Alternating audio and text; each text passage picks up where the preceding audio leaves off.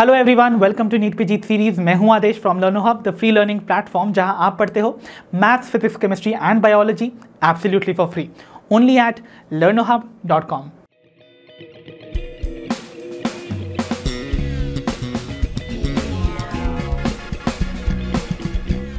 तो बच्चों, हमारा आज का सेशन हमारे chapter principles of inheritance and variation का ही कंटिन्यूएशन सेशन है, जहां पर हम चैप्टर के फर्दर टॉपिक्स को डील करेंगे। So without wasting much time, let's get started.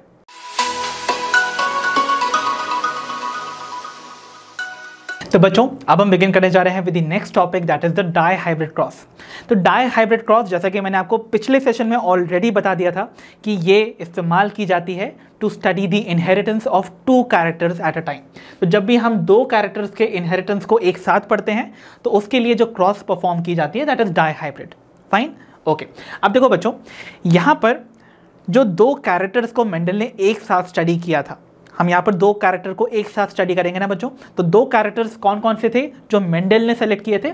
One was the seed shape and the other was the seed colour. याद है ना आपको, टोटल 7 पेयर ऑफ कैरेक्टर्स थे ना। तो दो कैरेक्टर्स को उन्होंने कंसिडर किया, seed shape and seed colour, और उनके भी दो कॉन्ट्रास्टिंग ट्रेट्स होते थे, ईच ऑफ दोज हैव। तो कौन कौन से थे? सीड शेप के जो दो कॉन्ट्रास्टिंग ट्रेट्स थे, those were round and wrinkled trait. Round जो था वो डोमिनेंट था ओवर द रिंकल्ड, देखा था ना आप सभी ने। तो इसका मतलब, अगर ये डोमिनेंट था तो इसका मतलब इसको कंट्रोल करने वाला जो एलील या यूनिट फैक्टर था उसको हम कैपिटल आर से रिप्रेजेंट करते हैं, और ये अगर रिसेसिव था रिंकल्ड तो उसको हम इसी डोमिनेंट एलील के स्मॉल लेटर से रिप्रेजेंट करेंगे। इस बात को याद रखिएगा। सिमिलरली यहाँ पर देखो, सीड कलर की बात कर रहे हैं। सीड कलर में दो जो कॉन्ट्रास्टिंग ट्रेड्स थे, one was the yellow colour and the other one was the green colour. तो येलो और ग्रीन में डोमिनेंट था द येलो कलर, इसीलिए इसको हम रिप्रेजेंट करते हैं बाय कैपिटल वाई और इसको स्मॉल वाई से। इतनी बात सब क्लियर चल रही है ना? ठीक है। और आपको पता है कि ये डोमिनेंट है, इसलिए ये वाला जो यूनिट फैक्टर है with the capital letter would be dominating over the small letter. ठीक है, इतनी बात क्लियर है। अब देखो, इन दो कैरेक्टर्स को, उनके इनहेरिटेंस को मेंडल ने कैसे एक साथ स्टडी किया, we are going to be seeing now. तो देखो, वही एक्सपेरिमेंट्स का वही जो जेनेटिक क्रॉस है उसको हम वही पैटर्न से फॉलो करेंगे, step by step. We'll try to see कि कैसे डाई हाइब्रिड क्रॉस जो है वो परफॉर्म की जाती है। तो देखो, आपको पता है मेंडल हमेशा जो पेरेंटल जनरेशन सेलेक्ट करते थे वो हमेशा प्योर लाइन या फिर होमोजाइगस होती थी।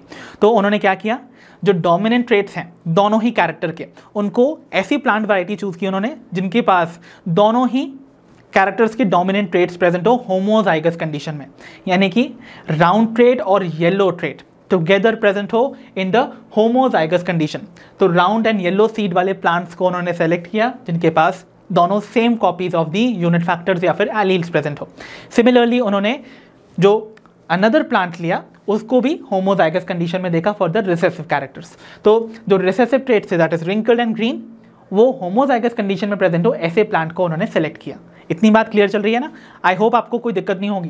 देखो, यहाँ पर अगर आपको कंडीशन में दिक्कत हो रही होगी, यहाँ पर डबल कॉपीज क्यों है, you must remember this thing well. ये दो अलग अलग क्रोमोसोम्स पे प्रेजेंट है, बिकॉज आपको पता है जिनकी हम बात कर रहे हैं वो एलील्स हैं ओवर हियर, जिसको मेंडल यूनिट फैक्टर कहते थे, और जीन्स या एलील्स जो होते हैं वो कहाँ प्रेजेंट होते हैं, ऑन दी क्रोमोसोम।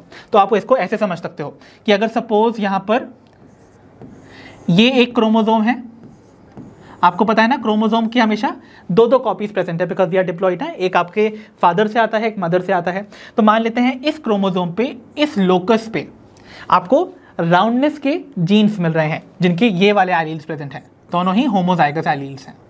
और मान लेते हैं यहाँ पर ये दूसरा पेयर ऑफ क्रोमोसोम है और उसके ये लोकेशंस पे, यानी कि इन लोकस पे आपको कैपिटल वाई यानी कि येलो कलर के होमोजाइगस कंडीशन के एलील्स देखने को मिल रहे हैं। यहाँ पर रिंकल्ड एंड ग्रीन कंडीशन में क्या हो सकता है? देखो, यहाँ पर वही क्रोमोसोम नंबर पे, इसी सेम लोकस पे, किस लोकस पे? देखो, यहाँ वाले लोकस पे आपको इस बारी होमोजाइगस कंडीशन तो मिलेगी but not of the dominant allele but of the recessive allele. While जो वही नेक्स्ट वाला क्रोमोसोम था ना, उनके सेम लोकस पे, कौन सा लोकस था? वो ये वाला लोकस। तो इन लोकस पे इस बार आपको होमोजाइगस कंडीशन मिलेगी but of the recessive allele.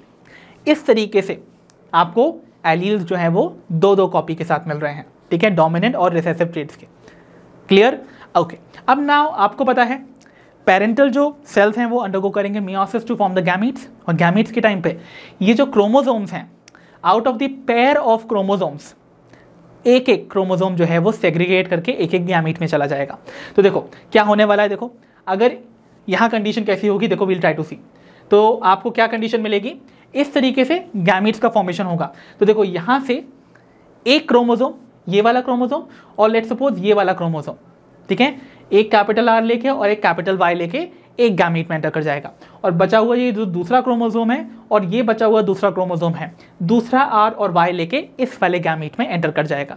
इतनी बात क्लियर है? तो we'll try to figure this out. भाई इसको लिख लेते हैं यहाँ पर। तो देखो गैमीट्स जो बनेंगे वो कैसे बनने वाले हैं, तो यहाँ पर देखो यहाँ से एक आर आया, ठीक है, ये वाला आर, और यहाँ से एक वाई आया, तो ये वाला गैमीट बना। सिमिलरली यहाँ से बचा हुआ ये वाला आर आया ओवर हियर, और यहाँ से ये वाला y आया, तो देखो एक r इधर गया, एक y इधर चला गया। इस तरीके से इसका भी बनाओ तो क्या बनेगा, देखो यहाँ से एक r इधर आया और दूसरा r इधर चला गया, और यहाँ से एक स्मॉल y इधर आया और यहाँ पर भी दूसरा वाला स्मॉल y आ गया। तो ये आपके क्या बन गए, गैमीट्स। अब गैमीट्स बन गए बच्चों, गैमीट्स बन गए तो अब आप इसके क्या करवाओगे, क्रॉसिंग करवाओगे। तो क्रॉसिंग करवाने के बाद आपको यहाँ पर ऐसा प्यूनेट स्क्वायर बनाना है और अपने मेल एंड फीमेल गैमीट्स को प्लेस कर देना है। अब देखो यहाँ पर हमने इसको कंसीडर किया है द मेल पेरेंट और इसको फीमेल, तो मेल गैमीट्स यहाँ आ गए, देखो ये वाले हमने इनको उठा के यहाँ रख दिया, और जो फीमेल गैमीट्स हैं उनको उठा के यहाँ रख दिया। So we'll figure this out भाई कि यहाँ पर मेल गैमीट्स प्रेजेंट है और यहाँ पर फीमेल गैमीट्स, ठीक है। अब इनका आपको करवाना है फ्यूजन, फर्टिलाइजेशन करवाओ भाई, F1 जनरेशन को जनरेट करो जल्दी से। तो चलो यहाँ पर हम देखते हैं कैपिटल R स्मॉल r एक साथ आएगा और कैपिटल Y स्मॉल y, ये कंडीशन आएगी ना। सिमिलरली जरा और बनाओ, capital R small r, capital Y small y, ये कंडीशन यहाँ। सिमिलरली देखो इसको करो, capital R small r, capital Y small y, again capital R small r, capital Y small y, यही कंडीशन है। अगर अब आप इनके फिनोटाइप्स को डिटरमिन करो, देखो सारे के सारे यहाँ पर ना जितने भी आपको एलीलिक कॉम्बिनेशन देखने को मिल रहे हैं in the pair, they are all heterozygous, चाहे वो राउंडनेस का हो चाहे वो येलो का हो, क्योंकि देखो सबके पास आपको क्या देखने को मिल रहा है। नोटिस वन थिंग, जितने भी ये चार कॉम्बिनेशंस बने हैं उनमें से हर एक के पास एक एक डोमिनेंट एलील प्रेजेंट है। ये देखो अगर एक एक डोमिनेंट एलील प्रेजेंट है मतलब एक्सप्रेशन उन एलील्स का होगा, तो मतलब अगर एक कैपिटल R भी प्रेजेंट है ना तो यहाँ पर राउंड सीड बनेंगे, और एक कैपिटल Y भी प्रेजेंट है ना तो यहाँ पर येलो सीड बनेंगे। तो इन ऑल दीज केसेस आपको कैपिटल R और कैपिटल Y मिल रहा है, इसका मतलब जितने भी सीड्स यहाँ बनेंगे they are all going to be round and yellow seeds. तो जल्दी से हम यहाँ पर वेरियस जो जीनोटाइप और फिनोटाइप्स हैं उनको लिख लें। तो देखो जितने जीनोटाइप बन रहे हैं कौन कौन से हैं वो लोग यहाँ पर लिख लेते हैं हम लोग, capital R small r and capital Y small y, this is heterozygous round and yellow. तो आप वो लिख लोगे ना, heterozygous round and yellow is going to be the genotype. बात करते हैं फिनोटाइप की। फिनोटाइप में जितने भी आपको यहाँ पर कंडीशन देखने को मिल रही है they are all going to be round and yellow, all round and yellow seeds are going to be formed. Clear है इतनी बात? और जितनी भी यहाँ पर जीनोटाइप हैं they are all going to be heterozygous round and yellow. इतनी बात मुझे लगता नहीं है कि किसी को कोई प्रॉब्लम आई होगी। ओके, अब क्या हो गया भाई, F1 जनरेशन तो हमने बना ली। अब F1 जनरेशन बनती है तो हम क्या करते हैं, आगे सेल्फिंग करते हैं ऑफ दी F1 जनरेशन। तो F1 जनरेशन की सेल्फिंग से आपको मिलती है F2 जनरेशन। सो वील सी आगे हम क्या करने वाले हैं, F1 जनरेशन के किसी एक प्लांट को सेल्फिंग करने के लिए स्टडी करते हैं। सो लेट्स सी अब क्या होने वाला है। Now we'll have the condition for the F2 generation, कैसे जनरेट करें। So one of the F1 generation का प्लांट हमने एज F1 पेरेंट कंसिडर कर लिया। तो F1 पेरेंट्स आपको पता है राउंड और येलो ही थे सारे के सारे, है ना, और जिनके जीनोटाइप आपको हेटेरोजाइगस कंडीशन मिल रही थी, that is capital R small are, capital Y small Y. अब बात करते हैं इनकी गैमीट्स फॉर्मेशन की। तो गैमीट्स कैसे फॉर्म हो सकते हैं, क्योंकि हर क्रोमोसोम पे जो पेयर प्रेजेंट है, हर पेयर ऑफ क्रोमोसोम पे जो आपको एलील्स मिल रहे हैं वो कैपिटल भी है और स्मॉल भी है। तो इसका मतलब यहाँ पर डिफरेंट सेट्स ऑफ जीन्स या फिर एलील्स एक साथ इनहेरिट करते हुए मिलेंगे। तो देखो बच्चों, अगर आपको ऐसी कंडीशन मिल जाए जहाँ पर आपको नंबर ऑफ गैमीट्स फॉर्म करने हैं, ओके, नंबर ऑफ गैमीट्स, और वो भी हेटेरोजाइगस कंडीशन में, तो वेरियस ना कॉम्बिनेशंस बनते हैं, और वो कितने कॉम्बिनेशंस होंगे उसको हम एक सिंपल फॉर्मूला से डिटरमिन कर सकते हैं, and that formula is 2⁻n। तो अगर मुझे नंबर ऑफ गैमीट्स फाइंड करने हैं ना, नंबर ऑफ गैमीट्स, उसके लिए एक फॉर्मूला यहां पर याद कर लो, दैट इज 2⁻n। अब n यहां पर क्या है, n represents the number of heterozygotes. n क्या है यहां पर, नंबर ऑफ हेटेरोजाइगोट्स। हेटेरोजाइगोट्स मतलब जो हेटेरोजाइगस कंडीशन में प्रेजेंट है। तो यहाँ इस कंडीशन को देखो जरा, यहाँ पर ये एक हेटेरोजाइगोट है क्योंकि ये दो डिफरेंट एलील्स को पोजेस कर रहा है फॉर अ स्पेसिफिक कैरेक्टर। यहाँ पर देखो दूसरा हेटेरोजाइगोट, कैपिटल वाई स्मॉल वाई, दो डिफरेंट एलील्स। कितने टोटल हेटेरोजाइगोट्स हैं यहाँ पर, देखो यहाँ पर कितने, 2 ना। तो हम यहाँ पर n की वैल्यू क्या रखेंगे, over here 2⁻², that is total 4। तो इस कॉम्बिनेशन के इन टोटल 4 गैमीट्स बनेंगे। सिमिलरली यहाँ पर भी सेम ही कंडीशन है, तो इस कंडीशन में भी आपको in total 4 gametes he form होते हुए नजर आएंगे। तो कौन कौन से वो गैमीट्स हैं, we'll try to see the combination. तो मैंने भाई इनके लिए 4 कॉलम्स रेडी रख दिए हैं। Now we'll try to place the different sets, ठीक है। तो देखो हो सकता है यहाँ से एक कैपिटल आर आए और यहाँ से एक कैपिटल वाई आए, तो हो सकता है एक आर इधर आ जाए और एक वाई साथ आ जाए, ये हो सकता था। या हो सकता है कैपिटल आर के साथ कैपिटल वाई ना आके स्मॉल वाई आ जाए, ये भी तो हो सकता है। ऐसी कंडीशन हो सकती है कि नहीं हो सकती है। सिमिलरली आप देखो, हो सकता है स्मॉल आर आए और उसके साथ एक कैपिटल वाई आ जाए, तो ये कंडीशन भी हो सकती है। और ये भी हो सकता है कि स्मॉल आर के साथ स्मॉल वाई आ जाए, हो सकता है ना। तो ये 4 वो पॉसिबल गैमीट्स हैं जो कि प्रेजेंट हो सकते हैं in the gametes of the F1 parents, ठीक है। सिमिलरली यही कॉम्बिनेशंस को हम वापस लिख देते हैं भाई, क्योंकि यही पॉसिबल सेट्स हैं। तो यहाँ पर कैपिटल आर के साथ कैपिटल वाई आ सकता है, कैपिटल आर के साथ स्मॉल वाई भी आ सकता है, स्मॉल आर के साथ कैपिटल वाई आ सकता है, और स्मॉल आर के साथ स्मॉल वाई भी आ सकता है। तो यही वो चार पॉसिबल सेट ऑफ गैमीट्स हैं। अब क्या होगा, ऑब्वियसली यहाँ पर हम करवाने वाले हैं इनका क्रॉस, तो we'll put them into a cross. और क्रॉस पॉलिनेशन के जो रिजल्ट्स हैं, सिंस इतनी स्पेस तो यहाँ नहीं है, तो उसके लिए मैंने एक अलग से स्लाइड पे यूनिट स्क्वायर ड्रॉ करके रखा है। सो ये एक यूनिट स्क्वायर मैंने ड्रॉ कर लिया है। 4 गैमीट्स मुझे प्लेस करने थे मेल पेरेंट के, तो इसलिए मुझे 4 कॉलम्स बनाने पड़े, और 4 ही गैमीट्स मुझे फीमेल के मिल रहे थे, तो इसलिए मुझे 4 ऐसे रोज बनानी पड़ी, ठीक है। तो मैंने यहाँ पर क्या किया है, सारे मेल गैमीट्स को ऊपर की तरफ प्लेस कर दिया, और जितनी भी फीमेल गैमीट्स हैं उनको नीचे की तरफ। अब now it is time to put the various combinations. अब ये काम तो आपको भी आता है, तो जल्दी से अपनी नोटबुक खोलो और इसको ड्रॉ करो and try to figure out the different combinations. जल्दी से, मैं भी करता जा रहा हूँ, आप भी मेरे साथ साथ करोगे, ठीक है। चलो इसी कलर से ले लेते हैं, ब्लैक कलर से, या लेट्स से ब्लू ले लेता हूँ। चलो यहाँ देखते हैं पहला कॉम्बिनेशन क्या होगा।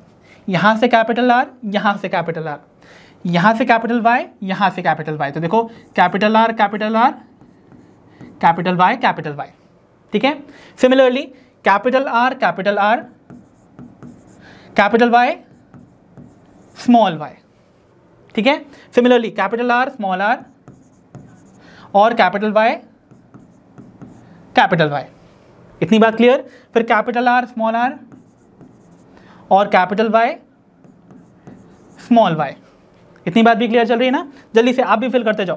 Capital R over here, capital Y small Y, then again capital R small y, ठीक है। फिर देखते हैं यहाँ पर capital R capital Y small Y, और देखो यहाँ पर कैपिटल आर स्मॉल वाई, ठीक है। नाउ देखो यहाँ पर capital R small are, capital Y, then capital R small R, then capital Y small Y, आ रहा है ना? ओके, देन उसके बाद again small are, capital Y, condition समझ में आ रही है? ठीक है, then we have small are, capital Y, small Y, and lastly जल्दी से capital R, capital Y, small Y, then again capital R, small Y, then small are, capital Y, small Y, and उसके बाद small R, small Y, ये सारे combination मिल गए आपको? मिले कि नहीं? किसी से कोई गलती तो नहीं है? यहाँ पर मेरे कॉम्बिनेशन तो यहाँ पर आ चुके हैं। अब बस क्या करना है हमको, यहाँ पर इनके डिफरेंट जो फिनोटाइप्स हैं उनको डिटर्मिन करना है। तो देखो बच्चों, जिस पर्टिकुलर कंडीशन में आपको दोनों डोमिनेंट ट्रेट्स मिलेंगे, दोनों डोमिनेंट ट्रेट्स, राउंड भी और येलो का भी, देखो यहाँ पर आपको बस कुछ नहीं करना है, आपको इस पैटर्न को समझना है।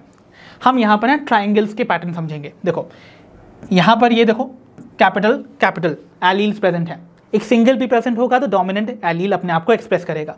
यहाँ पर भी देखो ये प्रेजेंट है, यहाँ पर भी देखो ये प्रेजेंट है, डोमिनेंट एलील सब में मार्क कर रहा हूँ मैं, जहाँ जहाँ राउंड और sorry not this one, then उसके बाद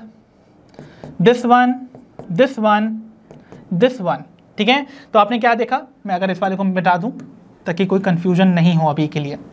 okay now have you seen something, ये जो एक ट्राइंगल बन रहा है, this entire triangle of in total 9 combinations, इनके पास एक कैपिटल आर प्रेजेंट है और एक कैपिटल वाई प्रेजेंट है, मतलब दोनों ही डोमिनेंट एलील्स प्रेजेंट है, तो दोनों डोमिनेंट ट्रेट एक्सप्रेस होंगे। यानी कि यहाँ पर जितने भी सीड्स बनेंगे they are all going to be round and yellow.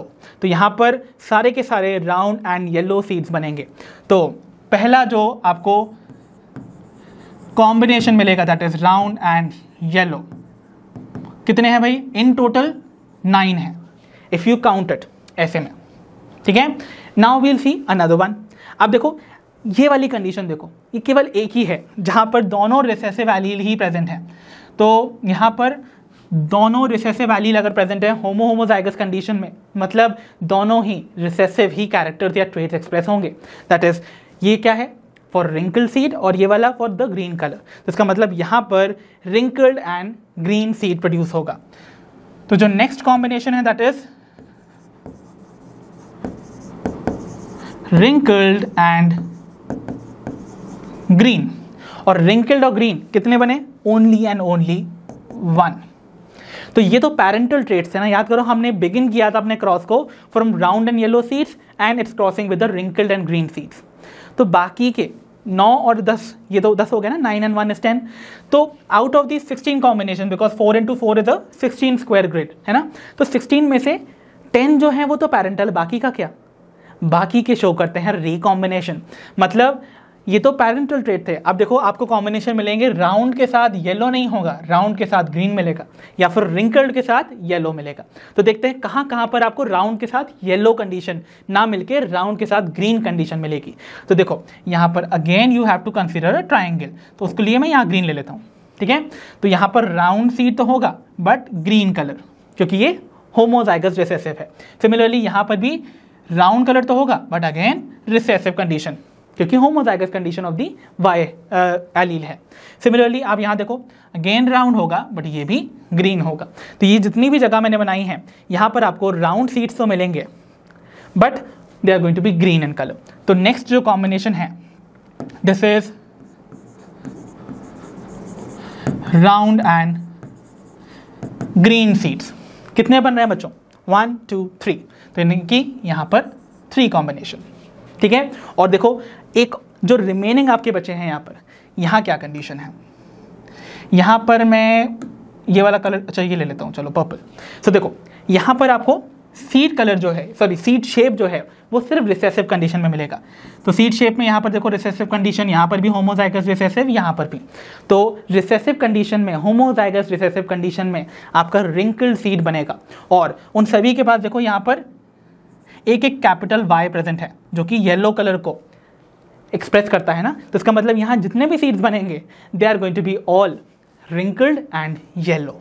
तो यहाँ पर wrinkled and yellow seeds form होते हैं,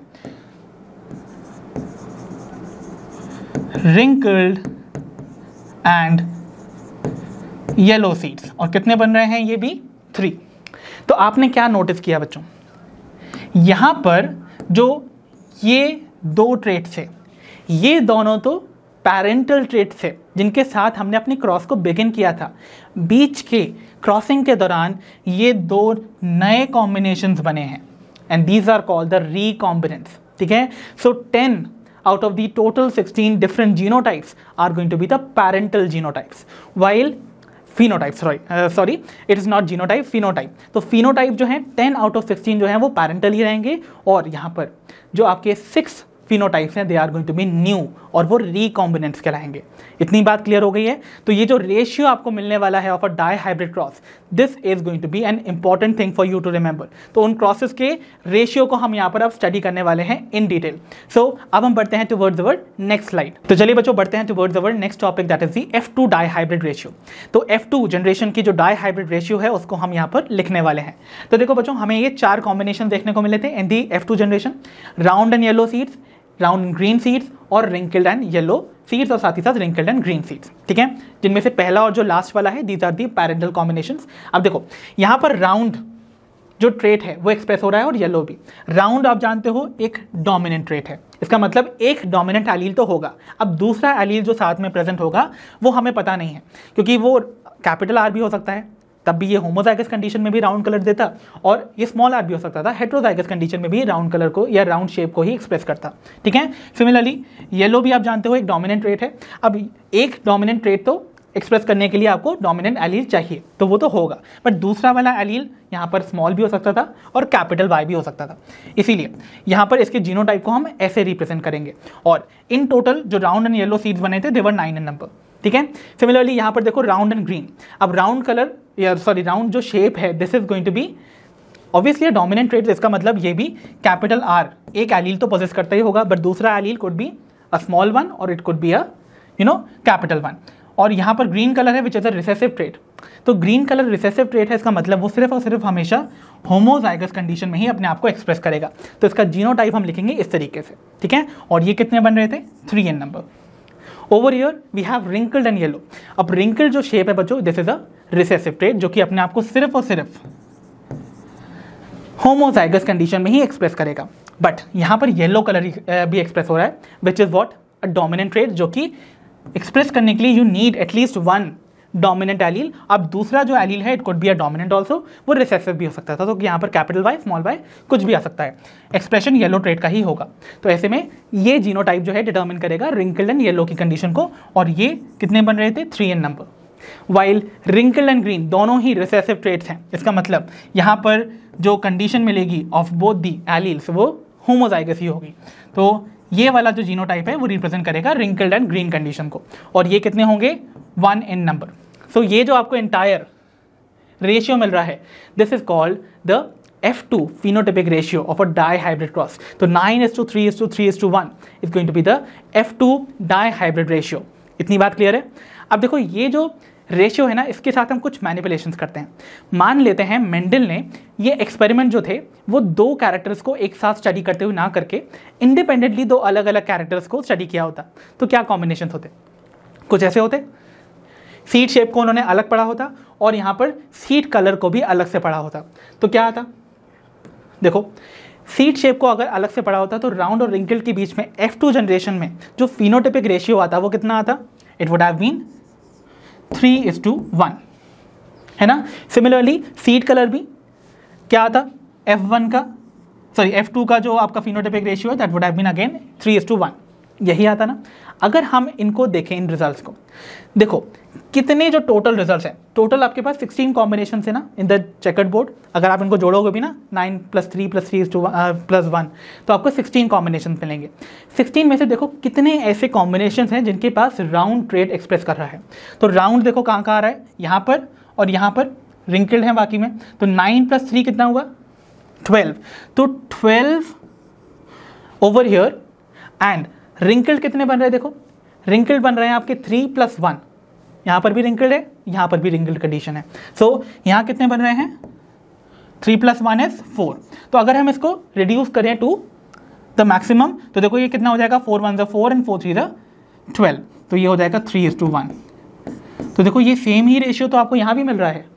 सिमिलरली अगर येलो और ग्रीन ट्रेड की बात की जाती सेपरेटली तो देखो येलो ट्रेड कहाँ कहाँ एक्सप्रेस हो रहा है, over year 9 and over year 3, तो यानी कि यहाँ पर कितना हुआ 12, और जो ग्रीन कलर है वो यहाँ पर भी एक्सप्रेस कर रहा है और यहाँ पर। तो 3 + 1 becomes 4, जिसको कि अगर हम अगेन रिड्यूस करें इट बिकम्स 3:1। तो भाई जो रेशियो आना चाहिए था वही तो आ रहा है इनको रिड्यूस करने पर भी। तो अगर मेंडल इन दो कैरेक्टर्स को अलग अलग भी स्टडी करते तब भी यही रिजल्ट आता, और एक साथ स्टडी किया तब भी यही रिजल्ट आता। मतलब मेंडल ने इस बात का अंदाज़ा लगा लिया कि जब दो कैरेक्टर्स एक साथ इनहेरिट होते हैं तो एक कैरेक्टर का जो इनहेरिटेंस है वो दूसरे के इनहेरिटेंस को कहीं पर भी इंटरफेयर नहीं करता है, दे आर असॉर्टेड इंडिपेंडेंटली। और यहीं पर उन्होंने प्रपोज किया the 4th principle which is the principle of independent assortment. तो आइए अब हम स्टडी करते हैं the principle of independent assortment. तो बच्चों अब हम डिस्कस करते हैं the principle of independent assortment as proposed by Mendel. तो मेंडल का कहना था कि जब भी दो पेयर ऑफ ट्रेट्स को कंबाइन किया जाता है इन अ हाइब्रिड तो एक पेयर ऑफ ट्रेट का जो सेग्रीगेशन है वो इंटरफेयर नहीं करता है with the segregation of the another pair of the trait or the character. तो segregation of one pair of character is independent of the other pair of characters. तो एक pair of trait या character का inheritance जो है वो दूसरे से interfere नहीं करेगा, मतलब दोनों ही pair of characters independently assort होंगे, independently inherit होंगे, और इसी को उन्होंने propose किया था as the principle या फिर law of independent assortment. So I hope ये law भी आपको अच्छे से समझ आ गया होगा। तो बच्चों now we'll be quickly discussing about the F2 genotypic ratio. F2 phenotypic ratio तो हमने देखा था 9:3:3:1, but now it is time कि हम देखें भाई कि जीनोटिपिक रेशियो कैसे आता है। Okay, and this is a very very easy one. हाँ देखो कैसे इसको हम डिराइव करेंगे। सो यहाँ पर हमने दो कैरेक्टर, बिकॉज ऑब्वियसली हम डाई हाइब्रिड क्रॉस का ही निकालने वाले हैं जीनोटिपिक रेशियो। तो देखो हमने दो कैरेक्टर्स लिए थे ना, seed shape and seed colour. अगर हम सीड शेप को एक मोनो हाइब्रिड क्रॉस में देखते सीड शेप को, तो कौन कौन सी कंडीशन थी? देखो सीड शेप की बात अगर हम करते तो आपको क्या क्या जीनोटिपिक कॉम्बिनेशंस मिलते हैं। ये तो मिलता है आपको कुछ इस तरीके से, अगर हम सिर्फ मोनो हाइब्रिड क्रॉस कर रहे होते बच्चों, इस बात को आपको ध्यान देना है। हाँ तो देखो ये कंडीशन आपको देखने को मिलती ना। तो देखो capital R capital R, capital R small are और स्मॉल आर स्मॉल आर। तो इसका जीनोटिपिक रेशियो एक मोनो हाइब्रिड क्रॉस में F2 जनरेशन में कितना आता था याद करो, इट वॉज 1:2:1। याद है? सो 1:2:1 ये रेशियो होता था मोनो हाइब्रिड क्रॉस का। जो सेकंड कैरेक्टर हम देखने वाले हैं, सेकंड कैरेक्टर है सीड कलर का। अब सीड कलर में आपको अगेन यही कॉम्बिनेशन देखने को मिलता। अब देखो सीड कलर में क्या क्या हो सकता था, आपको ये कॉम्बिनेशन मिलता, ये वाला मिलता और ये वाला मिलता। Homozygous dominant, heterozygous dominant, homozygous recessive, again in the ratio 1:2:1 होता कि नहीं होता। तो यहाँ पर ना इसको हम तीन तरीके से ऐसे लिख देते हैं। We'll try to divide the board into 3 parts. तो सीड कलर को ही वापस से हम यहाँ फिर से लिखने वाले हैं जीनोटाइप्स को। तो again we will write capital Y capital Y, capital Y small Y, small Y small Y. इतनी बात क्लियर? नाउ यहाँ पर again capital Y capital Y, capital Y small Y and small Y small Y. अब इनके बीच के जो ratios हैं उनको भी जल्दी से लिख दो। कितना आता था सबके बीच में? Again 1:2:1, again 1:2:1। ठीक है, अब now we can finally determine the results of the F2 genotypic ratio for a dihybrid cross. तो आइए समझते हैं इन सारी चीज़ों को अच्छे से। सो देखो कॉम्बिनेशंस कैसे सेट होंगे। यहां पर हम सबसे पहले लेते हैं ये वाला सेट। तो देखो हो सकता है कि ये वाला कॉम्बिनेशन एक साथ आए, that is capital R capital R capital Y capital Y, आ सकता था ना। ओके तो देखो 1 1 जा 1, ठीक है। नाउ सेकेंड कॉम्बिनेशन देखो, कैपिटल R जो है वो इससे जाके बाइंड करे, तो ऐसे क्या होगा देखो, capital R capital Y small y, तो 1 2 आर 2, ठीक है। देन वी हैव अगेन, इसको अब हम इससे कर पाएंगे, कैपिटल R स्मॉल y, तो देखो 1 1 आर अगेन 1। इतनी बात क्लियर हो गई। चलो अब आगे बढ़ते हैं। अब देखते हैं, दूसरा कलर ले लेता हूं मैं for you to understand clearly. अब देखो ये वाला जो कॉम्बिनेशन है, हो सकता है ये जाके इसके साथ अटैच हो जाता, तो आपके पास कंडीशन होती capital R small r capital Y होती, और 2 1 जा 2 हो जाता कि नहीं हो जाता, ठीक है। देन क्या होता, कैपिटल R स्मॉल r, अब इस बारी वो इसके साथ कंबाइन कर सकता था, तो कैपिटल Y स्मॉल y हो जाता, 2 2 जा 4 होता कि नहीं होता, ठीक है। देन उसके बाद अब हो सकता था कि ये जो कैपिटल R है स्मॉल r के साथ, वो जाके इसके साथ कंबाइन करता, तो क्या बनता, कैपिटल R स्मॉल y, तो देखो 2 1 जा अगेन यहाँ पर 2 हो जाता, ठीक है। ओके अब बढ़ते हैं टुवर्ड्स द लास्ट कॉम्बिनेशन। तो यहाँ पर वील टेक अनदर कलर, जो कि यहाँ पर मैं ग्रीन ले लेता हूँ। तो देखो अब ये भी सेट का कॉम्बिनेशन हो सकता था कि ये स्मॉल r इस कैपिटल Y के साथ आता कि नहीं, तो हो सकता था कि यहाँ पर 1 1 सा 1 का रेशियो आता, ठीक है। देन उसके बाद क्या हो सकता था, ये स्मॉल r जाके कंबाइन करता विद दिस रेशियो, तो small r then it is capital Y small y, तो ये कितना रेशियो आता, 1 2 जा 2। एंड लास्टली देखो यहाँ पर R जो है स्मॉल r स्मॉल y के साथ कंबाइन करता, तो क्या होता, 1 1 जा 1। तो इस तरीके से आपको जो ये रेशियो मिल रहा है ना, ये रेशियो होता है F2 genotypic ratio of the dihybrid cross, जो कि कैसा है 1:2:1 2:4:2 एंड अगेन 1:2:1। तो यहाँ पर कुछ नहीं करना है आपको, 1:2:1 उसी का डबल कर दो, तो 1 का डबल 2, 2 का डबल 4 एंड 1 का डबल 2, उसके बाद वापस से 1:2:1 कर देना है, and this comes out to be the F2 dihybrid genotypic ratio. So I hope आपको F2 जनरेशन का जीनोटिपिक रेशियो निकालना अच्छे से समझ आया होगा। एनसीईआरटी में ये मेंशन था, इसलिए मैंने सोचा आपको ये समझा दूं। तो चलिए बच्चों बढ़ते हैं towards the next topic, and that is the chromosomal theory of inheritance. तो बच्चों ये जो थ्योरी है ऑफ इनहेरिटेंस, जिसे हम शॉर्टली इवन अब्रीविएट करते हैं एज CTI, इसको प्रपोज किया था 2 साइंटिस्ट ने, जो कि आपके सामने यहाँ स्क्रीन पर मेंशन भी हैं। One is Walter Sutton and the other is Theodor Boveri. तो सटन एंड बोवेरी ने इन द ईयर 1902 ये थ्योरी प्रपोज की थी, ठीक है। अब ये जो समय है ना बच्चों 1902 का, इस समय तक साइंस में काफ़ी हद तक एडवांसमेंट हो चुकी थी, राइट। और इवन माइक्रोस्कोप्स की भी डिस्कवरी हो चुकी थी, और माइक्रोस्कोप्स का इस्तेमाल करके क्रोमोसोम्स की भी डिस्कवरी हो चुकी थी। बेसिकली 1902 में after the discovery of chromosomes ही इस थ्योरी को प्रपोज किया गया, बिकॉज ऑब्वियसली हम यहाँ पर इनहेरिटेंस पढ़ने वाले हैं, और वो भी बेस्ड होने वाला है ऑन दी क्रोमोसोम्स। तो डेफिनेटली क्रोमोसोम्स इससे पहले डिस्कवर हो चुके होंगे, राइट। ना केवल क्रोमोसोम्स की डिस्कवरी हो चुकी थी, इवन इनका जो बिहेवियर होता है ड्यूरिंग दी सेल डिवीजन, उसको भी स्टडी किया जा चुका था, ठीक है। ओके अब देखो बच्चों, इस पीरियड को थोड़ा और अच्छे से समझने की कोशिश करो।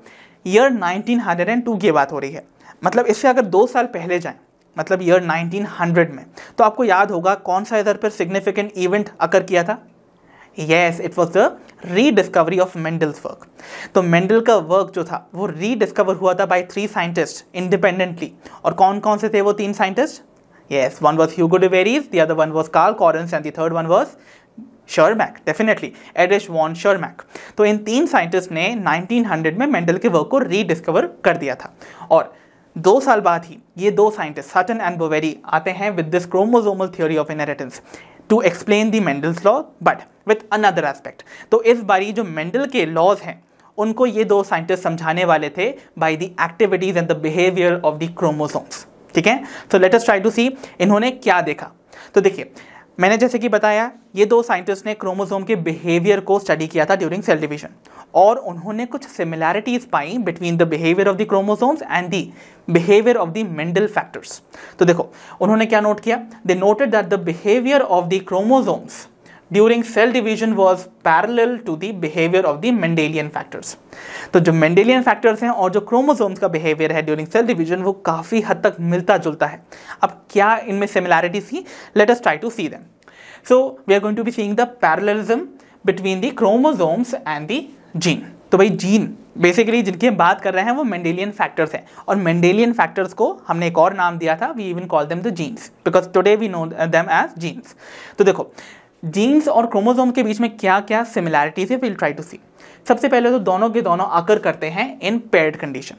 आपको पता है मेंडल ने प्रपोज किया था अपना पहला प्रिंसिपल, जो कि कहता है the principle of paired factors. उनका मानना था देयर वाज समथिंग जो कि पास ऑन हो रहा है जनरेशन आफ्टर जनरेशन स्टेबली, वो भी अनचेंज्ड, और उनको उन्होंने नाम दिया था फैक्टर्स। और उनका कहना था कि ये जो फैक्टर्स होते हैं जो कि कंट्रोल करते हैं the expression of any trait, वो पेयर्ड कंडीशन में प्रेजेंट होते हैं।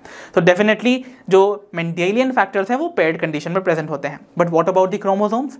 Yes, you know very well, जो क्रोमोसोम्स होते हैं वो भी आपको पेयर्ड कंडीशन में नजर आते हैं। आपको पता है हमारे पास, अगर हम ह्यूमन बींग्स की बात करें तो 23 पेयर्स ऑफ क्रोमोसोम्स होते हैं। मतलब हर क्रोमोसोम की, हर 23 डिफरेंट टाइप ऑफ क्रोमोसोम की आपको एक और कॉपी मिलेगी, मतलब दो दो कॉपीज में आकर करते हैं। तो इसका मतलब क्या हुआ, यहाँ पर भी पेयर्ड कंडीशन है।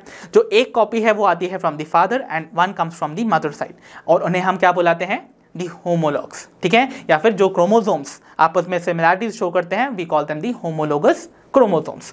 तो अगर ये सपोज एक क्रोमोसोम है तो ये उसका पेयर कंडीशन है। ठीक है, तो ये सपोज क्रोमोसोम नंबर 1 है ऑफ दी 23। सो ये क्रोमोसोम 1 की देखो एक कॉपी आएगी from the mother side and 1 will come from the father side. ठीक है, और ये होमोलोगस इसलिए है बिकॉज इनका ओरिजिन सेम है फर्स्टली, और इनके जो डेफिनेट लोकाए हैं, जो स्पेसिफिक लोकेशंस है ना, उन पर जो जीन्स प्रेजेंट हैं they are going to be controlling the same trait और दी कैरेक्टर। इस बात को याद रखिएगा। ठीक है, सो ये कंडीशन आपको समझ में आ गई। पहला जो सिमिलैरिटी था between the chromosome and the Mendelian factor, जिनको अभी हम जीन्स के नाम से भी रेफर कर रहे हैं।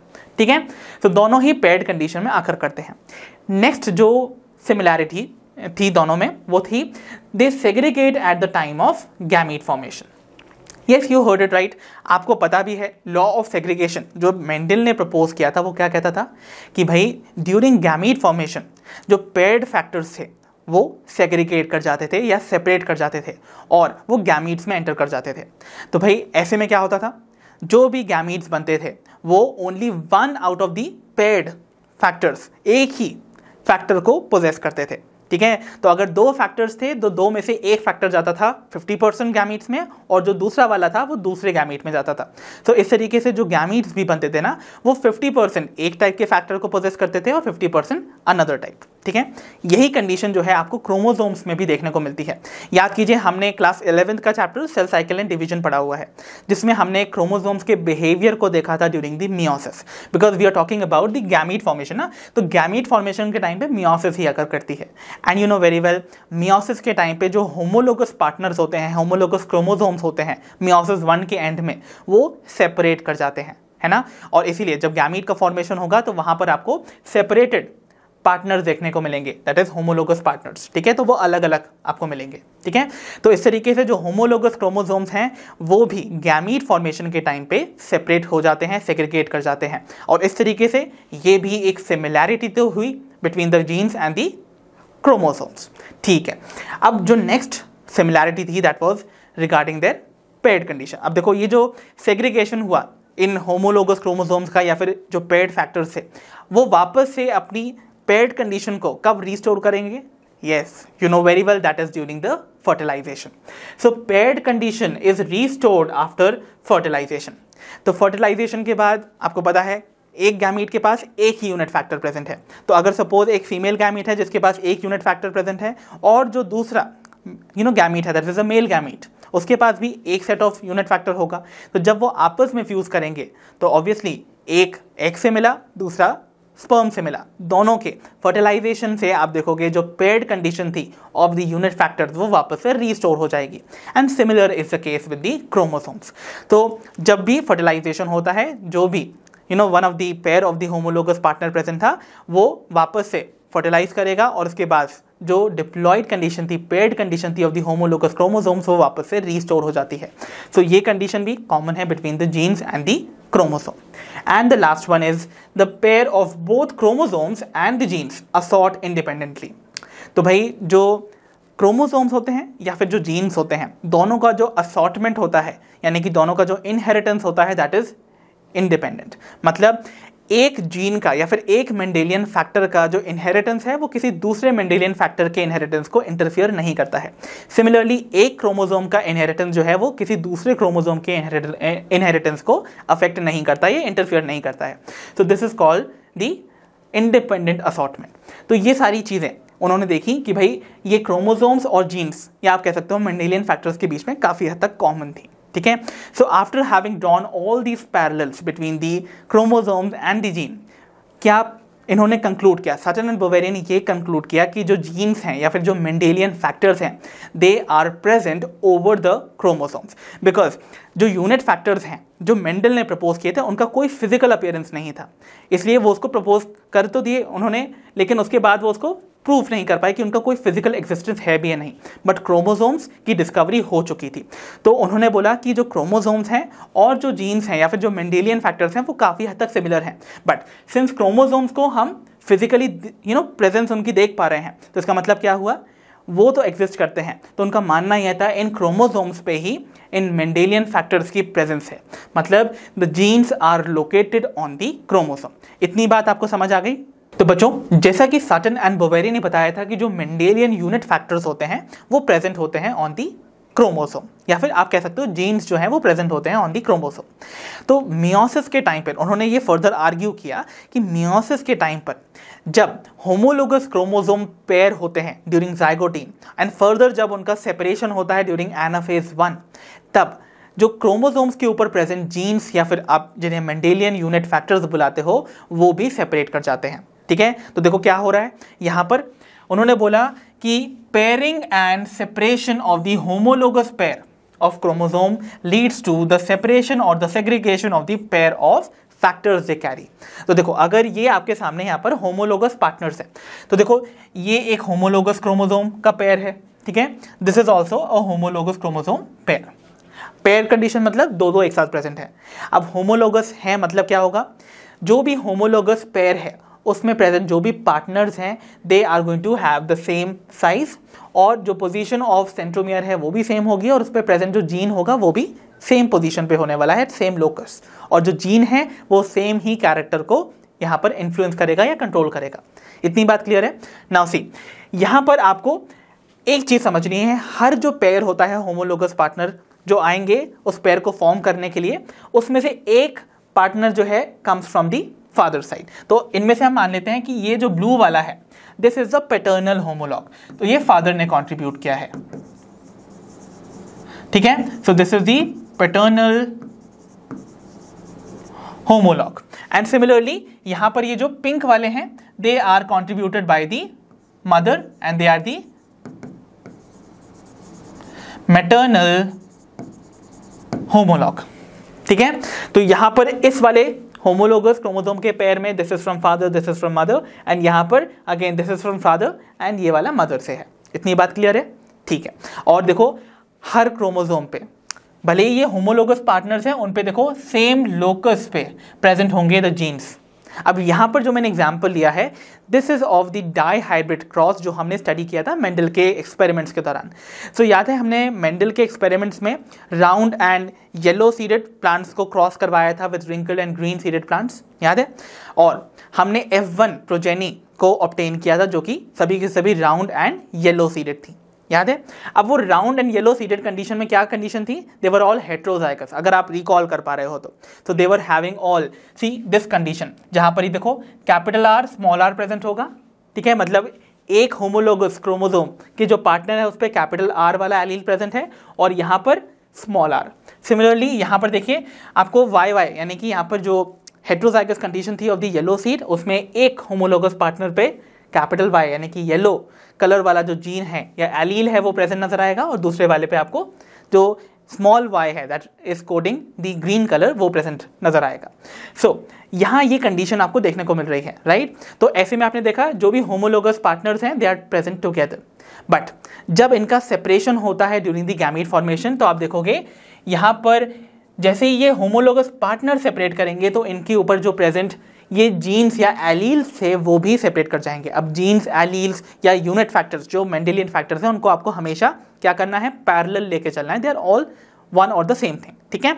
Okay, now we will see ये जो कंडीशन होती है पेयर्ड कंडीशन, इसमें अगर आप देखोगे एट द मेटाफेज स्टेज, तो मेटाफेज स्टेज में जो आपके होमोलोगस क्रोमोसोम्स होते हैं वो किसी भी इन दो ओरिएंटेशन में से किसी भी ओरिएंटेशन में अरेंज हो सकते हैं। तो अगर ये ओरिएंटेशन है, सपोज दिस ओरिएंटेशन, जहां पर देखो जो भी पैटर्नल सेट है या पैटर्नल क्रोमोसोम्स हैं of the homologous pair they are on the same side, और जो मैटरनल पेयर है वो ऑन द सेम साइड है। तो ऐसे में जब इनका सेग्रीगेशन होगा, देखो क्योंकि स्पिंडल फाइबर्स जो हैं वो इस तरीके से कनेक्टेड होंगे, राइट। तो ऐसे में जब इनका सेग्रीगेशन होगा गैमीट फॉर्मेशन के टाइम पे, राइट, तो क्या होगा, देखो यहां पर इन वाले गैमीट में केवल पैटर्नल सेट ही आएगा, ठीक है, जहां पर ये वाला कैपिटल आर और कैपिटल वाई वाला जो क्रोमोसोम है वो इन एलील्स या फिर यूनिट फैक्टर्स को लेकर पहुंच जाएगा। तो ये वाला जो गैमीट होगा उसके पास गैमीटिक कंडीशन में कैपिटल आर कैपिटल वाई वाले जीन्स जो होंगे वो प्रेजेंट होंगे। सिमिलरली अगर आप देखोगे यहाँ कंडीशन में अगर इनका सेपरेशन हुआ तो क्या होगा, जो मैटरनल सेट वाले क्रोमोसोम्स थे वो एक साथ एक गैमीट में सेग्रीगेट कर जाएंगे, तो जिसके पास यहाँ पर स्मॉल आर आएगा और स्मॉल वाई, तो ऐसे में ये स्मॉल आर और स्मॉल वाई को पोजेस करते हुए नजर आएंगे। बट एक और कंडीशन भी हो सकती थी, दूसरा जो ओरिएंटेशन होता of the chromosomes during the metaphase 1, उसमें हो सकता था कि यहाँ पर जो पैटर्नल और मैटरनल सेट वाले क्रोमोसोम हैं वो एक ही लाइन में अरेंज नहीं हो। तो देखो यहाँ पर मैटरनल के साथ एक पैटर्नल अलाइंड है और यहाँ पर एक पैटर्नल के साथ यहाँ पर मैटरनल अलाइंड है। तो जब इनका सेपरेशन होगा, जब इनका सेपरेशन होगा, जब ये सेपरेट होंगे तो ऐसे में देखो यहाँ पर जो आएंगे आपके क्रोमोसोम्स वो ये वाले गैमीट में सेग्रीगेट कर जाएंगे। तो यहाँ पर एक कैपिटल आर के साथ ये वाला पैटर्नल सेट आएगा और यहाँ पर एक मदर वाला मैटरनल सेट जो है वो स्मॉल वाई के साथ आएगा।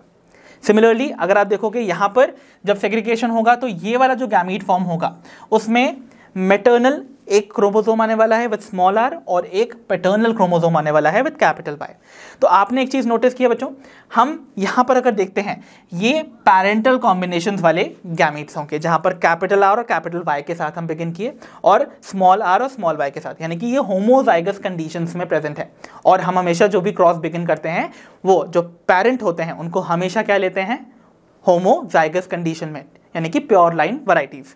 तो ऐसे में पैरेंटल कॉम्बिनेशंस आपको आधे गैमीट्स में देखने को मिलेंगे और आधों में आपको नॉन पैरेंटल, देखो यहाँ पर कैपिटल आर के साथ स्मॉल वाई है, ओके, और यहाँ पर स्मॉल आर के साथ कैपिटल वाई है जो कि नॉन पैरेंटल कॉम्बिनेशंस हैं, ओके। तो इसका मतलब जब भी हम यहाँ पर सेग्रीगेशन देख रहे हैं ना, तो क्रोमोसोम्स जो हैं वो इस तरीके से हर टाइप के गैमीट्स में सेग्रीगेट कर जाते हैं और जो कॉम्बिनेशंस होते हैं दे आर 25% ईच, है ना।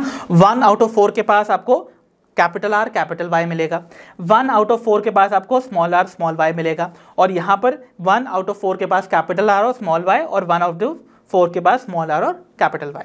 तो ये जो डिफरेंट कॉम्बिनेशन है ना, they are formed in equal proportion. इस तरीके से 25% ऑफ ईच आपको सेग्रीगेट करके ईच गैमीट में एक साथ सेग्रीगेट करते हुए नजर आएंगे, ठीक है। आई होप इतनी बात क्लियर हो गई। तो इस तरीके से जो इंडिपेंडेंट असॉर्टमेंट की प्रोसेस है, जो क्रोमोसोम्स है वो इंडिपेंडेंटली असॉर्ट हो रहे हैं, okay, without interfering with one another's inheritance. And similarly in chromosomes पे प्रेजेंट जो जीन्स हैं वो भी बिना किसी दूसरे जीन के इनहेरिटेंस को इंटरफियर किए सेग्रीगेट कर रहे हैं। तो इसी को हम कहते हैं द इंडिपेंडेंट असॉर्टमेंट। तो इस तरीके से इंडिपेंडेंट असॉर्टमेंट होता है of both the chromosomes as well as the genes, ठीक है। तो यहाँ पर साचानंद बोवेरी का ये पॉइंट भी क्लियर हो गया कि कैसे सेपरेशन के टाइम पर जब क्रोमोसोम सेपरेट करेंगे तो उन पे प्रेजेंट जो यूनिट फैक्टर्स हैं या फिर जो मेंडेलियन फैक्टर्स या जीन्स हैं वो भी सेपरेट कर जाएंगे। ना सटन ने क्या किया, उन्होंने यूनाइट कर दी the knowledge of this chromosomal segregation. तो ये जो क्रोमोसोमल सेग्रीगेशन की एंटायर प्रोसेस हमने देखी ना, इसको उन्होंने यूनाइट किया विद दी मेंडेलियन प्रिंसिपल्स। तो मेंडल के जो भी प्रिंसिपल्स उन्होंने प्रपोज किए थे मेंडल के टाइम पर, उनको यूनाइट किया गया, उनको ज्वाइन किया गया विद द क्रोमोसोमल सेग्रीगेशन की नॉलेज, और फर्दर प्रपोज कर दी the chromosomal theory of inheritance.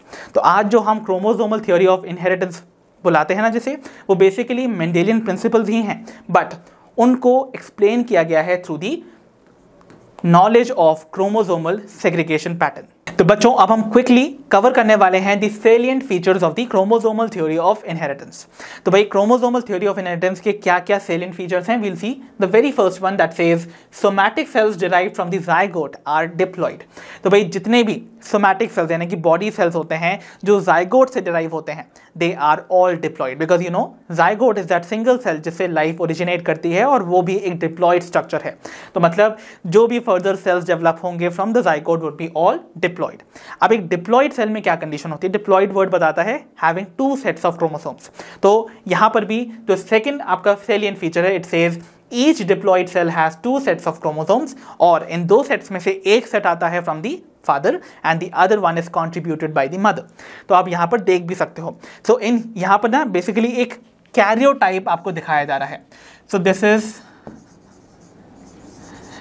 Karyotype which is a representation of all the chromosomes जो कि आपके ह्यूमन बींग्स में देखने को मिलते हैं। सो यहाँ 1 से लेकर 23 टोटल जो क्रोमोसोम्स हैं वो दिखाए जा रहे हैं। And you can see one thing very well, total जो है आपके पास 23 पेयर्स प्रेजेंट है। देखो हर क्रोमोसोम के पास उसका एक होमोलोगस पार्टनर है जो कि same size and same position of centromere को बेयर करता है और सेम पोजीशन पे, सेम लोकस पे जहां पर उनके जीन्स प्रेजेंट होते हैं कंट्रोलिंग अ स्पेसिफिक कैरेक्टर। ठीक है, okay. Then 2 chromosomes of 1 type form a homologous pair. जैसा कि मैंने आपको बताया 2 क्रोमोसोम जो एक से नजर आते हैं, एक से दिखते हैं, they form the homologous pair. तो इस तरीके से आपके पास यहां पर टोटल 23 होमोलोगस पेयर हैं, एक्सेप्ट फॉर 1, वो है the 23rd pair in case of a male. Because जो 23rd क्रोमोसोम का पेयर होता है in case of the males, उसमें होमोलोगस पार्टनर्स नहीं होते हैं। देखो यहाँ पर आपको डिफरेंस देखने को मिल रहा है, एक जो क्रोमोसोम होगा वो इस तरीके से नजर आ रहा है और एक जो है छोटा सा नजर आता है। This long one represents the X chromosome और जो शॉर्ट वाला क्रोमोसोम है that is the Y chromosome. तो बस एक ही ऐसा पेयर है जो कि ह्यूमन मेल्स में देखने को मिलता है, which is the 23rd chromosomal pair which is non homologous. ठीक है, सो यहां पर याद रखिएगा बाकी जितने भी क्रोमोसोम के पेयर्स हैं they appear to be same appearance देते हैं, इसलिए they form the homologous pairs. ठीक है, और होमोलोगस पेयर में से एक आएगा from the mother and the other one from the father. आइए देखते हैं the next feature that says जो क्रोमोसोम्स होते हैं they maintain their structural uniqueness, individuality and continuity throughout the life cycle. तो भाई एक लिविंग ऑर्गेनिज्म की लाइफ साइकिल या पूरी जो लाइफ स्पैन होती है ना, उसमें जितने भी क्रोमोसोम्स हैं वो अपनी स्ट्रक्चरल यूनिकनेस को मेंटेन रखते हैं। अगर एक क्रोमोसोम का साइज ऐसा है या उसका शेप ऐसा है तो वो ऐसा ही रहेगा। अगर 16th नंबर ऑफ क्रोमोसोम का साइज एंड शेप इस तरीके का है तो वो ऐसा ही रहेगा through out the life cycle of an individual. Similarly ऐसे ही 15th नंबर का जो क्रोमोसोम है अगर वो ऐसा अपीयर करता है तो वो लाइफ लॉन्ग ऐसा ही अपीयर करेगा। तो उनके पास एक स्ट्रक्चरल यूनिकनेस है और स्ट्रक्चरल यूनिकनेस बेसिकली डिफाइन होती है bye their shape, size and साथ ही साथ पोजीशन ऑफ सेंट्रोमियर से। ठीक है, ओके। एंड उनके पास उनकी खुद की इंडिविजुअलिटी होती है, राइट। ऐसा नहीं है कि एक क्रोमोसोम जो है वो किसी दूसरे क्रोमोसोम के साथ इंटरैक्ट कर सकता है, उनका एक सेपरेट बिहेवियर है। हर क्रोमोसोम की एक अलग इंडिविजुअलिटी है, वो स्पेसिफिक कैरेक्टर्स के साथ एसोसिएटेड होता है, उनके एक्सप्रेशन के साथ एसोसिएटेड होता है। So this is there individuality and continuity through out there life cycle. इसका मतलब यह है कि वो अपने आप को बार बार रेप्लिकेट करके वापस से अपना नंबर जो है मेंटेन करते रहते हैं इन ईच सेल। ठीक है, सो इस पॉइंट को भी आपको अच्छे से समझ लेना है। The next thing is each chromosome carries a specific determiner. ठीक है, तो हर क्रोमोसोम पे कुछ डिटर्मिनर्स प्रेजेंट होते हैं जो कि डिटर्मिन करते हैं किसी भी कैरेक्टर के एक्सप्रेशन को, और उनको हम बुलाते हैं द मेंडेलियन फैक्टर्स, जिनको अभी हम स्पेसिफिकली नाम देते हैं एज जीन्स। ये मैं आपको कितनी बार बता चुका हूं। ठीक है, एंड लास्टली जो जीन्स हैं दे आर प्रेजेंट और located on the chromosomes in a linear fashion. तो जो भी जीन्स होते हैं, जैसे कि मैंने आपको बताया था, वो प्रेजेंट होते हैं ओवर द क्रोमोसोम्स, वो भी कैसे, ऑन अ लीनियर फैशन। तो इस तरीके से वो लाइन से अरेंज नजर आएंगे। तो यहाँ पर इस तरीके से जीन्स जो है वो प्रेजेंट होते हैं on the chromosome in a linear fashion. अगर मैं सेपरेटली ड्रॉ करूँ तो कुछ इस तरीके से। तो यहाँ पर जीन्स जो है, लेट्स सपोज ये ए जीन है, ये बी जीन है, ये सी जीन है। तो इस तरीके से क्रोमोसोम पे लीनियर फैशन में in a line like manner they are present over the chromosome. So I hope the salient features of the chromosomal theory of inheritance are very clear. तो चलिए बच्चों बढ़ते हैं towards our next topic, that is the experimental verification of the chromosomal theory of inheritance. तो बच्चों chromosomal theory of inheritance को propose तो Sutton and बोवेने ने कर दिया, बट उसको एक्सपेरिमेंटली वेरीफाई करने वाले साइंटिस्ट थे थॉमस हंट मॉर्गन। तो basically the experimental verification of the chromosomal theory of inheritance was carried out by TH. Morgan along with his colleagues. ठीक है, ओके। नाउ इस एक्सपेरिमेंट को कैरी आउट करने के लिए जिस एक्सपेरिमेंटल मटेरियल का उन्होंने इस्तेमाल किया था, those were the tiny fruit flies. और जो टाइनी फ्रूट फ्लाइज होती हैं, मैं यहाँ पे लिख भी देता हूँ, उनका कॉमन नाम फ्रूट फ्लाइज है। इनको फ्रूट फ्लाइज इसलिए बुलाते हैं because they feed on the fruit pulp. ठीक है, सो इनका साइंटिफिक नेम है ड्रोसोफिला मेलानोगास्टर। ठीक है, अगर मैं हैंड से लिखता तो ही इनको सेपरेटली अंडरलाइन करता, although it was written in italics already. But देखो, जो ड्रोसोफिला मेलानोगास्टर है बच्चों, इनके केस में सेक्सुअल डायमॉर्फिज्म देखने को मिलती है। जो फीमेल है ना, उसको आप मेल से कंपेयर अगर करोगे तो आप मॉर्फोलॉजी के बेस पे, एक्सटर्नल फीचर्स के बेस पे उनको डिस्टिंक्ट कर पाओगे कि कौन सा मेल है कौन सा फीमेल। जो फीमेल्स होते हैं they are usually having a longer body, तो उनका साइज जो है दे आर लार्जर, वाइल जो मेल्स होते हैं they are smaller in their size. ठीक है, तो अब हम देखने वाले हैं कुछ और स्पेसिफिक रीजंस जिसकी वजह से मॉर्गन ने इसी एक्सपेरिमेंटल मटेरियल का ही इस्तेमाल किया। So we are going to be seeing the next topic, that is the reasons for choosing Drosophila. तो सबसे पहला जो रीजन था ड्रोसोफिला को चूज करने का, that is it could B grown on a simple synthetic medium. तो एक सिंपल सिंथेटिक मीडियम का इस्तेमाल करके इनको ग्रो किया जा सकता है इन दी लैबोरेटरी, जिसकी वजह से इनको यूज किया गया था to carry out this experiment. Second reason ये है बच्चों कि इनका लाइफ स्पैन जो है वो छोटा है, मतलब within 2 weeks they complete their life cycle. तो they complete their life cycle within 2 weeks, जो कि बहुत ही यूजफुल है बिकॉज जितनी जल्दी हमको नेक्स्ट जनरेशन मिलेगी उतनी जल्दी हम उनको स्टडी कर पाएंगे। Okay, then the next reason was A single mating produced large number of progeny। तो भाई एक ही मेटिंग में बहुत सारी टाइनी फ्रूट फ्लाइज बन जाती थी, नेक्स्ट जनरेशन बहुत जल्दी मिल जाती थी, that too in a very large amount. तो यहाँ पर जो प्रोजेनी थी वो लार्ज नंबर में बनती थी and this was very useful for the mass study. ठीक है, नेक्स्ट जो रीजन था that was male and the female individuals are distinct. जैसा कि मैंने बताया था, सेक्सुअल डायमॉर्फिज्म देखने को मिलता है, मेल जो है वो स्मॉलर होते हैं देयर साइज, फीमेल जो है देयर लार्जर। तो आप इजीली देख के मेल एंड फीमेल को आइडेंटिफाई कर सकते हो, तभी तो आप मेटिंग करवा सकते हो उनके बीच में, राइट। जब तक आप मेल और फीमेल को पहचान नहीं पाओगे तब तक आप उनको आर्टिफिशियली मेट नहीं करवा सकते हो, right. Okay, and the next reason was कि यहाँ पर यानी कि ड्रोसोफिला में या फ्रूट फ्लाई में आपको बहुत सारे हेरिडिटरी वेरिएशन देखने को मिलते हैं और उन वेरिएशन को लो पावर माइक्रोस्कोप्स में भी इजीली ऑब्जर्व किया जा सकता है। So they contain many hereditary variations that could be observed with low power microscopes. So this was all about the reasons जिसकी वजह से मॉर्गन ने चूज किया था ड्रोसोफिला मेलानोगास्टर्स को फॉर हिज एक्सपेरिमेंट्स। तो बच्चों आइए बढ़ते हैं toward the next topic, that is Morgan's experiments on Drosophila. तो भाई मॉर्गन ने कैसे अपने एक्सपेरिमेंट्स परफॉर्म किए थे on drosophila, we are going to be taking up right now. तो देखो बच्चों, मॉर्गन ने अपने एक्सपेरिमेंट के लिए 3 कैरेक्टर्स चूज किए थे, 3 कैरेक्टर्स। अब 3 कैरेक्टर को उन्होंने वो कैरेक्टर चूज किए जिनके जीन्स एक्चुअली प्रेजेंट थे ऑन द एक्स क्रोमोसोम। तो देखो, he chose 3 characters, each of these characters had their genes on the X chromosome. अब एक्स क्रोमोसोम आप जानते हो they are the sex chromosomes, right. तो आपको पता है या आपको नहीं भी पता हो तो मैं आपको बता दूं, ड्रोसोफिला के केस में आपको टोटल 4 पेयर्स ऑफ क्रोमोसोम देखने को मिलते हैं। जैसे ह्यूमन में 23 पेयर्स ऑफ क्रोमोसोम होते हैं ना, ड्रोसोफिला में 4 पेयर्स ऑफ क्रोमोसोम होते हैं, जिनमें से 3 पेयर्स जो हैं दे आर ऑटोसोम्स, वो बॉडी कैरेक्टर्स को कंट्रोल करते हैं, वाइल जो 1 पेयर ऑफ क्रोमोसोम है they are involved in the determination of the sex. तो ऐसे में they are called the sex chromosome. अब ये जो सेक्स क्रोमोसोम है का जो पेयर है बेसिकली मेल्स एंड फीमेल्स के केस में डिफर करता है। फीमेल्स के केस में they are same, that means X and X category के होते हैं, और मेल्स के केस में वो एक्स एंड वाई टाइप के होते हैं। जैसा कि ह्यूमन बींग्स में हमने देखा था ना, जो 23rd पेयर होता था हमारा, वो एक्स एक्स भी हो सकता था फीमेल्स के केस में, या फिर एक्स वाई हो सकता था। सेम कंडीशन ड्रोसोफिला में भी प्रेजेंट है, ठीक है, तो याद रखिएगा इस बात को। और एक्स वाई कंडीशन जो मेल्स की होती है, वहाँ पर जो वाई पार्टनर है of the homologous pair, that is not homologous, वो नॉन होमोलोगस पार्टनर है। तो याद रखिएगा जो एक्स वाई कंडीशन है ना ऑफ द मेल्स, वो नॉन होमोलोगस पेयर को डिटरमिन करती है, जो कि सेक्स क्रोमोसोम का पेयर है। Fine, okay.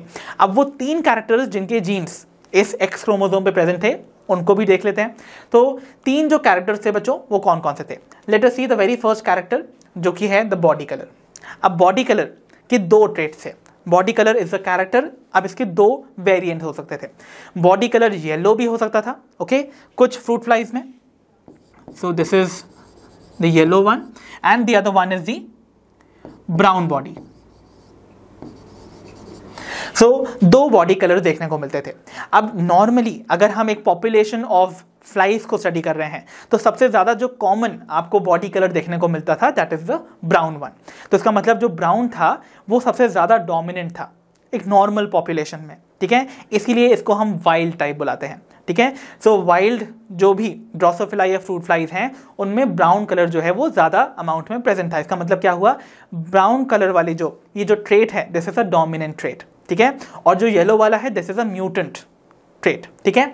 तो देखो, जो भी वाइल्ड ट्रेट होता है उसको हम यहाँ पर डोमिनेंट मानते हैं। अब अगर उसको डोमिनेंट मानेंगे तो देखो, प्लांट्स के केस में जब भी हम जेनेटिक्स पढ़ते हैं तो हम अल्फाबेट्स का इस्तेमाल करते हैं, यहाँ पर भी करेंगे।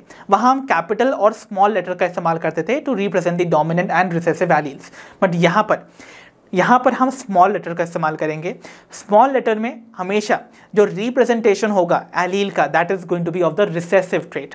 तो रिसेसिव ट्रेट यहाँ पर कौन सा है, येलो या ब्राउन? जैसा कि मैंने बताया, brown is a dominant trait, मतलब जो येलो है वो क्या है, रिसेसिव। तो यहाँ पर जो एलील्स होंगे, एलील्स, उनको हम वाई से रिप्रेजेंट करेंगे, वो भी स्मॉल वाई से। बट जो डोमिनेंट ट्रेट है या जो वाइल्ड ट्रेट है, उसको एक्सप्रेस करने के लिए हम एक प्लस का साइन ऊपर लगा देते हैं। तो जो ब्राउन कलर है वो यहाँ पर Y प्लस कंडीशन शो कर रहा है, तो प्लस का साइन बता रहा है कि वो डोमिनेंट एलील है, डोमिनेंट या फिर वाइल्ड टाइप को रिप्रेजेंट कर रहा है।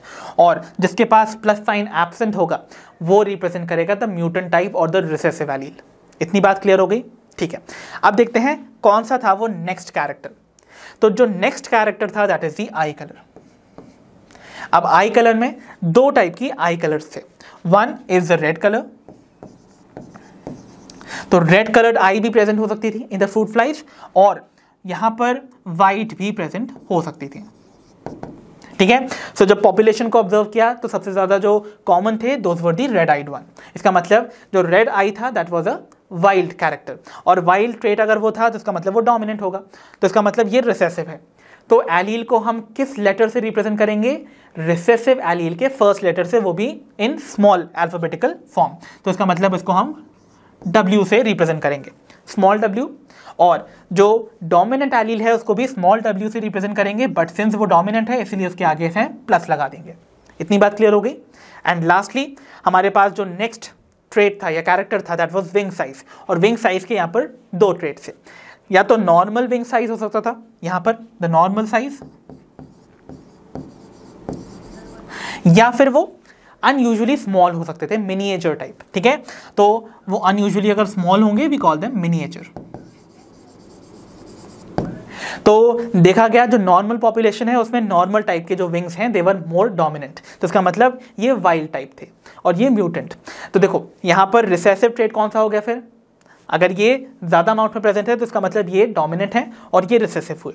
तो इसका स्मॉल लेटर, कैपिटल तो लेंगे नहीं हम ना, स्मॉल लेटर ले लिया हमने, और इसके आगे अगर हम यहाँ प्लस लगा देंगे तो ये रिप्रेजेंट करेगा द डोमिनेंट ट्रेट।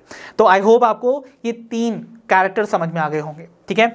अब मेंडल ने इन 3 कैरेक्टर, जिनके ये जितने भी मैंने एलील्स बताए हैं ना, these Y and Y plus, W and W plus, M and M plus, ये सारे के सारे जो जीन से या एलील से they were present on the X chromosome. इस बात को याद रखिएगा। अब मेंडल ने अपने एक्सपेरिमेंट के लिए 3 डाई हाइब्रिड क्रॉसेस परफॉर्म की। So he performed 3 dihybrid crosses. ठीक है। अब डाई हाइब्रिड क्रॉस मतलब जब हम दो कैरेक्टर्स के इनहेरिटेंस को एक साथ स्टडी करते हैं। तो देखो पहली क्रॉस में मेंडल ने स्टडी किया the inheritance of these two characters together, मतलब body colour and eye colour, ठीक है। तो जो क्रॉस नंबर 1 उन्होंने परफॉर्म की थी, क्रॉस 1 में उन्होंने बॉडी कलर और आई कलर के इनहेरिटेंस को साथ में पढ़ा, ठीक है। फिर उसके बाद अगर आप देखोगे जो सेकंड क्रॉस थी उसमें उन्होंने आई कलर और विंग साइज को एक साथ स्टडी किया। सो तो सेकंड डाई हाइब्रिड क्रॉस थी that was about the eye colour and the wing size. और जो थर्ड क्रॉस थी, तो इसको मैं ऐसे बना दूं, सो ये जो थर्ड क्रॉस थी that was considering these two characters together, which is the body color and the wing size. So यहां पर जो थर्ड क्रॉस थी that was with body color and the wing size. तो इस तरीके से उन्होंने 3 क्रॉसेस परफॉर्म की और इनहेरिटेंस पैटर्न को स्टडी किया। बट यहां पर हम डिटेल में सिर्फ क्रॉस 1 को स्टडी करने वाले हैं, ठीक है। तो अब हम समझते हैं कि कैसे बॉडी कलर और आई कलर जो है वो इनहेरिट होता है इन केस ऑफ ड्रोसोफिला, और उसके बाद हम कंपैरिजंस लेंगे विद क्रॉस 2 एंड थर्ड। तो चलिए बच्चों वर्कआउट करते हैं क्रॉस नंबर 1 को, जो कि कैरी आउट की गई थी with the characters body colour and the eye colour. अब इस क्रॉस को परफॉर्म करने के लिए मॉर्गन ने yellow bodied white eyed female drosophila को क्रॉस करवाया था with brown bodied red eyed males के साथ। तो देखो यहाँ पर अगर हम फीमेल की बात करें, आपको पता है फीमेल के केस में दोनों जो क्रोमोसोम्स हैं दे आर एक्स क्रोमोसोम्स, तो दोनों सिमिलर अपीयर करेंगे, they are all homologous chromosomes, right, और उनकी सेम लोकाई पे प्रेजेंट होंगे द सेम जीन्स। तो देखो यहाँ पर येलो कलर जो है वो मैंने बताया हुआ है the gene for the yellow body colour, तो इसको हम यहाँ से इसके एलील से रिप्रेजेंट करते हैं, this is small y and over here also small y, और ये क्या है, these are two X chromosomes, तो ये दोनों एक्स क्रोमोसोम्स हैं बच्चों, ठीक है। And we are talking about the female. तो जैसा कि मैंने बताया फीमेल के केस में आपको यहाँ पर येलो बॉडी देखने को मिली एंड इस लोकस पे प्रेजेंट थे द जीन्स फॉर वाइट आई।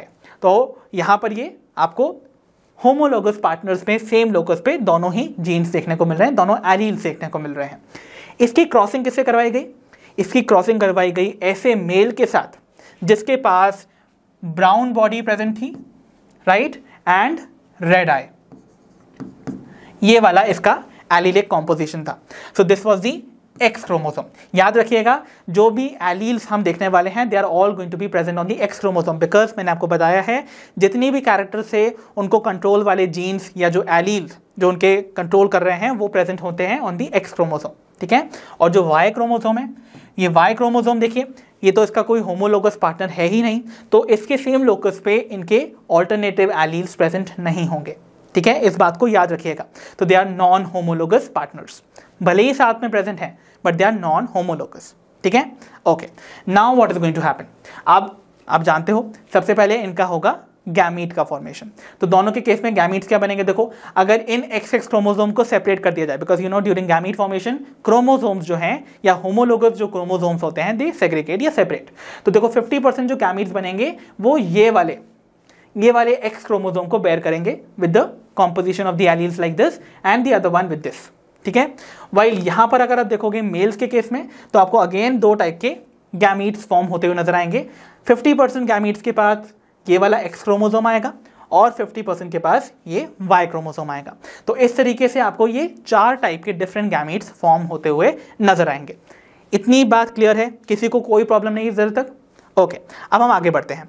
आगे क्या होने वाला है, देखो अब F1 जनरेशन में हम क्या करने वाले हैं, in male and female gametes के बीच में क्रॉसिंग करवाएंगे या फिर इनके बीच में फर्टिलाइजेशन करवाएंगे। तो यहां पर हमने प्लेस कर दिए अपने मेल गैमीट्स एंड नीचे की तरफ we have placed all the female gametes. तो अगर हम इनकी फर्टिलाइजेशन कराएं, रैंडम फ्यूजन करवाएं, तो देखो हो सकता है ये वाला जो फीमेल एग है वो इस स्पर्म के साथ फ्यूज करे, तो क्या कॉम्बिनेशन बनेगा, देखो ये वाला कॉम्बिनेशन बनेगा ना। ओके, अब देखो यहां पर जो दोनों क्रोमोसोम्स प्रेजेंट हैं उनमें प्रेजेंट हर जीन का जो एलील है उसमें से देखो एक एक डोमिनेंट एलील प्रेजेंट है, यहां पर W+ और यहां पर Y+। Can you tell me इसका क्या फिनोटाइप आपको देखने को मिलेगा? अगर इसके पास Y+ है इसका मतलब इसकी बॉडी का कलर कैसा होगा, ब्राउन बॉडी। और अगर यहां पर W+ प्रेजेंट है मतलब यहां पर इसका जो आई कलर होगा वो कैसा होगा, रेड। सो ये वाला कॉम्बिनेशन से जो जाइगोट बनेगा that is going to possess brown eyed and brown body red eyed condition. ठीक है। सिमिलरली अगर हम देखें यहां पर क्रॉस होता है इस एग का विद दिस स्पर्म जिसके पास Y क्रोमोसोम प्रेजेंट था, तो देखो ये कॉम्बिनेशन बनेगा। अब देखो यहां पर इस Y वाले के पास तो कोई पार्टनर है नहीं ना, कोई भी होमोलोगस पेयर की कंडीशन नहीं प्रेजेंट है, मतलब यहां पर कोई भी एलील प्रेजेंट नहीं है। तो देखो ये जो रिसेसिव एलील था वो अपने आप को सिंगल कंडीशन में यहां प्रेजेंट नजर आ रहा है। तो ऐसे में ये जो रिसेसिव एलील्स हैं ये अपने आप को सिंगल कंडीशन में एक्सप्रेस कर जाएंगे। तो इसका कलर क्या आएगा? इसका कलर आएगा yellow body and white eyed. ठीक है। तो यानी कि यहां जो मेल डेवलप होगा, क्योंकि इसके पास एक एक्स क्रोमोसोम आया है और एक वाई क्रोमोसोम, तो एक्स एंड वाई क्रोमोसोम वाला ये जो मेल है इसके पास येलो बॉडी होगी और वाइट आई होगी। ठीक है। सिमिलरली अगर हम बाकी के कॉम्बिनेशन देखें तो अगेन यू सी ये वाला एक्स क्रोमोसोम इस वाले गैमीट के एक्स क्रोमोसोम के साथ एक साथ पेयरअप करेगा, और यहां पर भी देखो डोमिनेंट ट्रेट्स प्रेजेंट हैं, डोमिनेंट एलील्स प्रेजेंट हैं। तो इसका मतलब यहां पर जो फिनोटाइप होगा वो क्या होगा? Again brown body red eyed. And lastly अगर ये वाला X chromosome from the female gamete जाके पेयर अप कर जाता है with the Y chromosome of this male gamete, तो अगेन यहां पर क्या कंडीशन होगी? ये वाली कंडीशन जो कि ऊपर ही देखने को मिल रही थी। सो अगेन यहां पर भी अगेन आपको येलो बॉडी देखने को मिलेगी विथ वाइट आई। तो क्या आपने एक चीज नोटिस करी बच्चों? यू मस्ट हैव नोटिस जितनी भी फीमेल्स डेवलप हुई हैं, ऑल द फीमेल्स जो कि आपको यहां पर प्रेजेंट नजर आ रही हैं, यहां पर जो फीमेल्स प्रेजेंट है they all have X chromosome, है या नहीं? और दोनों ही एक्स क्रोमोसोम कंडीशन को बेयर करने के बाद जितनी भी F1 प्रोजेनी आई है, this was actually the F1 generation, right? तो F1 प्रोजेनी में they all are having brown body and red eye. ठीक है। एंड ऑल द मेल्स देखो one with the X chromosome and the other with the Y chromosome. तो यहां पर जो ये मेल्स हैं, males with X and Y chromosome, इनके पास सिर्फ येलो बॉडी और वाइट आई प्रेजेंट है। So they were all yellow bodied and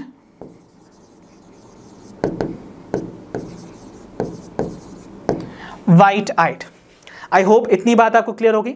okay, now ये F1 जनरेशन आ गई बच्चों। अब F1 जनरेशन से हमें F2 जनरेशन बनानी है। अब F2 जनरेशन के लिए हमें F1 के ही दो पार्टनर्स को आपस में मेटिंग करवानी होगी, सेल्फिंग करवानी होगी। तो यहां पर से हम किसी भी एक फीमेल को ले लेते हैं। तो XX वाली दो फीमेल्स हैं यहाँ पे, राइट? तो let us take this female. दोनों के केस में सेम ही कॉम्पोजिशन आने वाला है ना। तो ये फीमेल को अगर हम किसी एक मेल से यहाँ पर क्या करवा दें, सेल्फ करवा दें, या फिर बेसिकली उनके बीच में मेटिंग करवा दें, तो क्या कॉम्बिनेशन देखने को मिलेगा? तो नाउ वील सी कि अगर हम F1 पेरेंट्स देखें तो F1 पेरेंट्स आपके सामने कुछ ऐसे होंगे, राइट? हमने एक फीमेल का कॉम्पोजिशन उठा लिया है और एक मेल का फ्रॉम दी F1 प्रोजेनी। सो ये हमारी फीमेल है and this is the male. अब देखो बच्चों, सबसे पहले हम देखते हैं F2 जनरेशन बनाने के लिए सबसे पहले गैमीट्स बनाने पड़ेंगे या नहीं? Right, definitely. तो गैमीट्स बनाने के लिए सबसे पहले हम देखते हैं कि इस फीमेल के केस में कितने गैमीट बनेंगे। ऑब्वियसली गैमीट फॉर्मेशन के टाइम पे आप देखोगे ये जो एक्स क्रोमोसोम्स हैं they are going to separate. तो आधे एक्स क्रोमोसोम जो हैं वो एक गैमीट में आ जाएंगे और आधे आपके आधे गैमीट्स में आ जाएंगे। ठीक है, ओके, ये कंडीशन पॉसिबल है। बट डू यू रिमेंबर बच्चों, जो होमोलोगस क्रोमोसोम्स हैं उनके केस में आपको क्रॉसिंग ओवर की फिनोमिना देखने को मिलती है। देखो, क्रॉसिंग ओवर कहाँ होता था? Between the non sister chromatids of the homologous chromosomes. तो होमोलोगस क्रोमोसोम्स के जो नॉन सिस्टर क्रोमैटिड्स हैं उनके बीच में एक्सचेंज ऑफ जेनेटिक मटेरियल हो जाता था। तो अगर मान लेते हैं कि यहाँ पर ये जो एलील्स हैं या फिर एट द सेम जीन है ना, या सेम जीन लोकस, अगर वो आपस में क्रॉस ओवर कर जाए यानी कि वो एक्सचेंज हो जाए, तो क्या कॉम्बिनेशन होगा?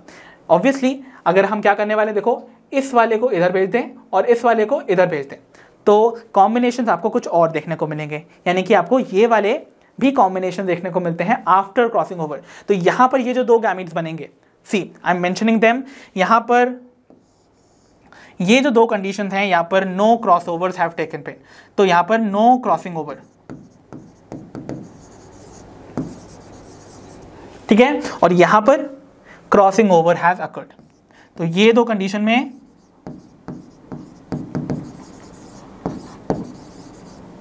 क्रॉसिंग ओवर अकर हुई है, जिसकी वजह से देखो ये वाला एलील इधर आ गया इस वाले एक्स क्रोमोसोम पे, और ये वाला जो एलील था वो इस वाले एक्स क्रोमोसोम पे आ गया। तो इसकी वजह से देखो कॉम्पोजिशन में डिफरेंस आया। अब ये एक्स क्रोमोसोम जो है उसके पास एक W के साथ एक Y+ आ जाएगा, जैसा कि यहां देखने को मिल रहा है। सिमिलरली ये वाले एक्स क्रोमोसोम पे W+ के साथ अब Y आ जाएगा, जैसा कि यहां देखने को मिल रहा है। तो आपने देखा 4 टाइप के डिफरेंट गैमीट्स बनने के चांसेस हैं। यहां पर ये जो गैमीट्स हैं, ठीक है, they are showing the parental combination. जो पेरेंट का कॉम्बिनेशन था ना क्रोमोसोम्स का, वही तो यहां पर भी है ना, W and Y, W and Y, W+ and Y+, W+ and Y+। तो ये क्या है, पैरेंटल कॉम्बिनेशन वाले gametes. Is that okay? And यहां पर क्या है, देखो यहां पर आपको नॉन पैरेंटल कॉम्बिनेशन वाले गैमीट्स मिल रहे हैं। तो these are non parental combinations. So ये सारे के सारे क्या हैं बच्चों, these are all gametes. Clear है इतनी बात? Okay, now we will see कि मेल के केस में कितने टाइप के गैमीट्स बनने के चांसेस हैं। ऑब्वियसली सिर्फ 2 टाइप के, बिकॉज क्रॉसिंग ओवर हमेशा होमोलोगस क्रोमोसोम्स के बीच में होती है। बट मैंने आपको बताया था ये एक्स क्रोमोसोम और ये वाई क्रोमोसोम के बीच में कोई सिमिलैरिटी नहीं है। इसका मतलब क्या हुआ, they are non homologous partners जिनके बीच में क्रॉसिंग ओवर नहीं हो सकती है। तो बस यहां पर सिर्फ और सिर्फ विदाउट क्रॉसिंग ओवर ही इन 2 क्रोमोसोम्स का सेग्रीगेशन या सेपरेशन हो जाएगा into each of these 2 type of gametes. तो यहां पर गैमीट्स में आपको 2 कॉम्बिनेशन मिलेंगे, एक ये वाला with the X chromosome, the other one with the Y chromosome. तो यहां पर मेल्स के केस में सिर्फ ये 2 टाइप के गैमीट्स ही बनेंगे, बट फीमेल्स के केस में आपको ये 4 तरीके के गैमीट्स देखने को मिलेंगे। अब देखो, रैंडम फ्यूजन किसी भी टाइप के गैमीट का किसी भी टाइप के गैमीट से हो सकता है, राइट? तो यहां पर हो सकता है पैरेंटल कॉम्बिनेशन वाले गैमीट का फ्यूजन हो जाए विद द मेल गैमीट, या फिर हो सकता है रिकॉम्बिनेंट या फिर जो नॉन पैरेंटल कॉम्बिनेशंस हैं उनका फ्यूजन हो जाए विद द मेल गैमीट। तो ऐसे में क्या कॉम्बिनेशन हो सकते हैं? तो सबसे पहले हम पैरेंटल कॉम्बिनेशंस का फर्टिलाइजेशन करवा देते हैं and we'll try to see कि उनका जब फर्टिलाइजेशन हो गया, यानी कि ऐसे फीमेल गैमीट्स का फर्टिलाइजेशन होना विद द मेल गैमीट जो कि पैरेंटल कॉम्बिनेशंस को बेयर कर रहे थे, पहले हम उनका देखेंगे, फॉलोड बाय द वन जो कि नॉन पैरेंटल कॉम्बिनेशंस को बेयर कर रहे थे। नाउ नेक्स्ट जो हम देखने वाले हैं F2 जनरेशन, सबसे पहले we are beginning with the parental combination. तो यहां पर हमने वो फीमेल गैमीट्स लिए हैं। देखो यहां पर इस क्रॉस में मेल गैमीट्स तो वही रहने वाले हैं ना, बट फीमेल गैमीट्स के पास हमारे पास वैरायटी थी। तो यहां जो मैंने फीमेल गैमीट्स लिए हैं उनके पास पैरेंटल कॉम्बिनेशंस प्रेजेंट हैं, ठीक है, parental combinations. Now we'll try to see कि हमारे पास क्या रिजल्ट्स आएंगे। तो अगर सपोज ये वाला जो फीमेल गैमीट है वो इस स्पर्म के साथ फ्यूज कर जाए तो क्या कॉम्बिनेशन मिलेगा, दिस वन, राइट? अब यहां पर आप फिनोटाइप पहचानते, चलो यहां पर क्या होने वाला है, देखो बॉडी कलर कैसा होगा, येलो, एंड आई कलर कैसा होगा, गुड, वाइट, ठीक है। सिमिलरली अगर now this gamete fuses with this Y chromosome वाला गैमीट तो क्या होने वाला है, देखो यहां पर आपको again yellow body and white eye वाली कंडीशन देखने को मिल रही है, राइट और नॉट, राइट। तो देखो यहां पर देखो ये भले ही रिसेसिव एलील्स हैं बट सिंस ये सिंगली अकर कर रहे हैं तो इसका मतलब वो अपने आप को एक्सप्रेस कर जाएंगे, ठीक है। ओके, नाउ अनदर कॉम्बिनेशन जो आपको देखने को मिलेगा वो कैसा होगा, हो सकता है ये वाला फीमेल गैमीट जाके इन स्पर्म्स के साथ जो है वो फर्टिलाइज कर जाए, तो क्या कॉम्बिनेशन मिलेगा, तो अगर ये इस वाले के साथ फर्टिलाइज करता है तो ये कॉम्बिनेशन मिलने वाला है। तो देखो यहां पर आपको आउट ऑफ दीज 2 एलील्स ये वाला एक डोमिनेंट एलील देखने को मिल रहा है और इन 2 एलील्स में से ऑफ अ जीन आपको ये डोमिनेंट एलील देखने को मिल रहा है। अब even if single dominant allele present होगा अपने आप को वो एक्सप्रेस कर देगा। तो ऐसे में क्या देखने को मिलेगा बच्चों, देखो यहां पर आपको एक्सप्रेशन नजर आएगा ऑफ ब्राउन बॉडी, ठीक है, ब्राउन बॉडी विथ रेड आई। और अगर हम दूसरा कॉम्बिनेशन बनाएं, ये वाला एक्स क्रोमोसोम इस वाई क्रोमोसोम के साथ अगर पेयरअप कर जाए तो क्या होगा, यहां पर देखो सिर्फ और सिर्फ Y+ है और W+ है, तो इसका मतलब ब्राउन बॉडी होगी यहां पर और रेड आई होगी। तो have you seen one thing बच्चों, डिड यू नोटिस समथिंग, जितने भी यहां पर फिनोटाइप्स बन रहे हैं they were all the parental types. याद है पैरेंटल टाइप में हमने देखा था मेटिंग हुई थी येलो बॉडी वाइट आई वाली फीमेल्स की with the brown bodied red eye वाले मेल्स के साथ। तो जितने भी कॉम्बिनेशन है येलो वाइट और ब्राउन रेड का वो सेम चल रहा है, there is no recombinant formed. तो यहाँ पर कोई नॉन पैरेंटल कॉम्बिनेशन नहीं आकर किया है, बिकॉज जो गैमीट्स हैं they were having only the parental combinations. तो इस तरीके से ये पैरेंटल कॉम्बिनेशन यहाँ पर फॉर्म होंगे in this type of the progeny. So ऐसे में यहाँ पर सिर्फ पैरेंटल कॉम्बिनेशंस ही फॉर्म्ड मिलेंगे, ठीक है, ये याद रखिएगा। ओके, नाउ मान लेते हैं अगर हमने ये वाले फीमेल गैमीट्स को इस्तेमाल ना करके, जिनके पास पैरेंटल कॉम्बिनेशन था, अगर हमने नॉन पैरेंटल कॉम्बिनेशन वाले गैमीट्स को चूज किया होता तो क्या होता। तो ऐसे में हमारे पास अनदर क्रॉस मिलती जहां पर मेल गैमीट्स तो वही होते बट फीमेल गैमीट्स के पास यहां पर वेरिएशन हो जाता। फीमेल गैमीट्स में इस बार रिकॉम्बिनेंट या फिर न्यू पैरेंटल कॉम्बिनेशन या नॉन पैरेंटल कॉम्बिनेशन वाले जो गैमीट्स हैं वो प्रेजेंट होते हैं। अब देखो यहाँ पर अगर इनका फर्टिलाइजेशन होता तो क्या कॉम्बिनेशन बनता। पहला चीज़ तो ये वाला कॉम्बिनेशन, जहाँ पर देखो यहाँ पर अगर हम बॉडी कलर की जीन्स को देखें तो इधर पर एक डोमिनेंट एलील प्रेजेंट है, तो इसका मतलब बॉडी कलर इसका क्या होगा, ब्राउन। और दोनों के दोनों जो genes of eye colour present है they are having W allele, इसका मतलब recessive allele which is the white one. तो इसका मतलब यहाँ पर जो प्रोजेनी बनेगी उसमें ब्राउन बॉडी और वाइट आई प्रेजेंट होंगी, ठीक है। नेक्स्ट कॉम्बिनेशन क्या हो सकता है, देखो ये वाला इसके साथ जब फर्टिलाइज करें तो क्या होगा, again you will see male develop होगा, बट मेल के पास अगेन ब्राउन बॉडी प्रेजेंट होगी और वाइट आई, तो ये भी ब्राउन बॉडी के साथ वाइट आई को पोजेस कर रहा होगा, ठीक है। नेक्स्ट अगर ये वाला एक्स क्रोमोसोम जाके इधर इसके साथ कंबाइन करे तो क्या होगा, देखो ये कॉम्बिनेशन मिलेगा। तो देखो बॉडी का जो कलर वाला जीन है ना, वो यहाँ पर सिर्फ वाई एलील को पोजेस कर रहा है, तो बॉडी कलर क्या होगी, ओनली येलो। और जो यहाँ पर आई कलर वाला जीन है उसमें एक डोमिनेंट एलील भी प्रेजेंट है।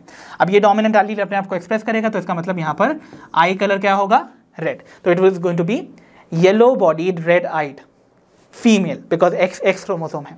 और यहाँ पर लास्ट कॉम्बिनेशन देखो, यहाँ पर अगर ये कॉम्बिनेशन हो जाता है इन दोनों का तो क्या बनेगा, ये वाला कॉम्बिनेशन, राइट। तो इधर पे देखो यहाँ पर येलो बॉडी होने वाली है और रेड आई, और ये डेवलप होगा इनटू अ मेल बिकॉज इसके पास एक एक्स क्रोमोसोम और इसके पास एक वाई क्रोमोसोम प्रेजेंट है।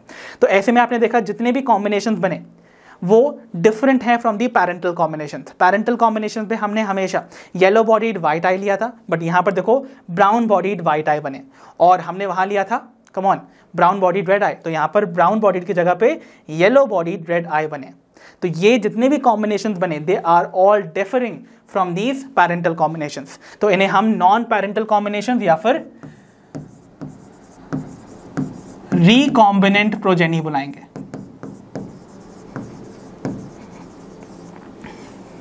ठीक है। इतनी बात क्लियर हो गई, ओके। अब देखो व्हाट मॉर्गन फाउंड वाज, जो पैरेंटल कॉम्बिनेशंस थे वो बहुत ज़्यादा क्वांटिटी में बन रहे थे। लगभग उनका ऐसा एस्टिमेशन था जो उन्होंने कैलकुलेट किया, तो उनके हिसाब से 98.7% जो प्रोजेनी थी उनके पास ये पैरेंटल कॉम्बिनेशन ही थे। मतलब उनके पास या तो येलो बॉडी वाइट आई था या फिर उनके पास ब्राउन बॉडी रेड आई थे, ठीक है, ये कॉम्बिनेशन। और जो रिमेनिंग 1.3% थे, 1.3% प्रोजेनी उनके पास नॉन पैरेंटल कॉम्बिनेशंस प्रेजेंट थे, इसीलिए जो रिकॉम्बिनेंट प्रोजेनी थी उनका नंबर बहुत कम था। So this was something which was very new to Morgan. और इसी तरह से उन्होंने इस क्रॉस को जैसे परफॉर्म किया ना, वैसे ही बाकी की दो क्रॉसेस को भी परफॉर्म किया, और उसमें भी उन्होंने पैरेंटल कॉम्बिनेशंस और रिकॉम्बिनेंट प्रोजेनी के जो कॉम्बिनेशंस हैं उनके बीच में डिफरेंस पाया। उन्होंने देखा दोनों ही केस में जो पैरेंटल कॉम्बिनेशंस हैं वो ज़्यादा अमाउंट में बन रहे हैं दैन दी रिकॉम्बिनेंट्स। आइए उनके रिजल्ट्स को भी देख लेते हैं। तो बच्चों अब हम कंपेयर करने वाले हैं the results of various crosses जो कि मॉर्गन ने परफॉर्म की थी ऑन द ड्रोसोफिला। तो पहला जो क्रॉस था that was considering the body colour and the eye colour, जिसमें हमने पैरेंटल और रिकॉम्बिनेंट्स की जो परसेंटेज प्रोजेनी थी उसको मेंशन किया था अपनी पिछली ही स्लाइड में। So we remember parental combination वाली जो प्रोजेनी थी that was huge, it was 98.7%, while remaining जो 1.3% प्रोजेनी थी they were having the new combinations यानी कि non parental combinations which are called recombinant types. ठीक है, ओके। अब देखते हैं the result of the second cross जो कि उन्होंने परफॉर्म की थी, taking the eye colour and the wing size. तो जब उन्होंने पैरेंटल कॉम्बिनेशन को स्टडी किया या फिर उन्होंने देखा अपनी F2 प्रोजेनी को, तो ही फाउंड कि जो पैरेंटल कॉम्बिनेशन थे वो प्रेजेंट थे इन 62.8% ऑफ द प्रोजेनी, वाइल जो रिमेनिंग 37.2% प्रोजेनी थी उनके पास नए कॉम्बिनेशंस प्रेजेंट थे, non parental combinations, recombinants present थे। ठीक है, ओके। थर्ड जो उन्होंने क्रॉस परफॉर्म किया उसमें क्या रिजल्ट पाया, देखो third cross was involving the body colour and the wing size. तो इसमें उन्होंने देखा जो पैरेंटल कॉम्बिनेशन वाली प्रोजेनी थी दैट वाज 61.5%, ओके, वाइल जो रिमेनिंग प्रोजेनी थी वो रिकॉम्बिनेंट्स की थी एंड दैट वाज 38.5%। तो इस तरीके से अपनी डिफरेंट क्रॉसेस में मॉर्गन ने पैरेंटल एंड रिकॉम्बिनेंट्स प्रोजेनी के परसेंटेज को कैलकुलेट किया, जिसकी वजह से उन्होंने ये कंक्लूड किया कि भाई कुछ जो जीन्स हैं वो बहुत क्लोजली, बहुत टाइटली अपने साथ लिंक्ड हैं फ्रॉम वन अनदर, जिसकी वजह से वो सेपरेट नहीं होते हैं। और ऐसा ही कॉम्बिनेशन आपको यहाँ देखने को मिल रहा है। देखो यहाँ पर पैरेंटल कॉम्बिनेशन जो है वो इनहेरिट कर रहे हैं इन अ लार्ज अमाउंट। इसका मतलब जो पैरेंटल कॉम्बिनेशन वाले ये जो जीन्स है ना, बॉडी कलर और आई कलर के जीन्स, वो बहुत ज़्यादा टाइटली लिंक्ड हैं टुगेदर, तभी वो ज़्यादा क्रॉसिंग ओवर की वजह से अफेक्ट नहीं हो पा रहे हैं, इसलिए बहुत कम अमाउंट में रिकॉम्बिनेंट्स बन रहे हैं। ठीक है, तो इसका मतलब उनका ये मानना था कि यहाँ पर जितना ज़्यादा रिकॉम्बिनेंट्स यहाँ बनेंगे, ओके, या जितने कम बनेंगे वो बताएगा कि कितने यहाँ पर क्रॉसिंग ओवर के चांसेस हैं। तो बेसिकली जितने ज़्यादा पैरेंटल कॉम्बिनेशन थे, इसका मतलब ये जो दो जीन्स थे, बॉडी कलर और आई कलर के जीन्स, दे वर टाइटली एसोसिएटेड, या आप कह सकते हो दे वर टाइटली लिंक्ड, इसीलिए ये क्रॉसिंग ओवर की वजह से सेपरेट नहीं हुए। ठीक है, और इसीलिए ज़्यादा नॉन पैरेंटल कॉम्बिनेशन पे डेवलप नहीं हुए। वाइल यहाँ पर देखिए इस वाली ट्रेट में अगर आप कंपेयर करो इधर पर भी रिकॉम्बिनेंट्स को, तो यहाँ पर रिकॉम्बिनेंट ज़्यादा बने हैं, पैरेंटल कॉम्बिनेशंस कम हैं। ठीक है, सबसे कम पैरेंटल कॉम्बिनेशंस यहाँ हैं। इसका मतलब बॉडी कलर और विंग साइज के जो जीन्स हैं they are far from one another. अगर ये बहुत दूर हैं तो इसका मतलब उनके बीच में जो एसोसिएशन है दैट इज़ वेरी लूज, इसीलिए इनको लूजली लिंक्ड जीन्स बताया गया।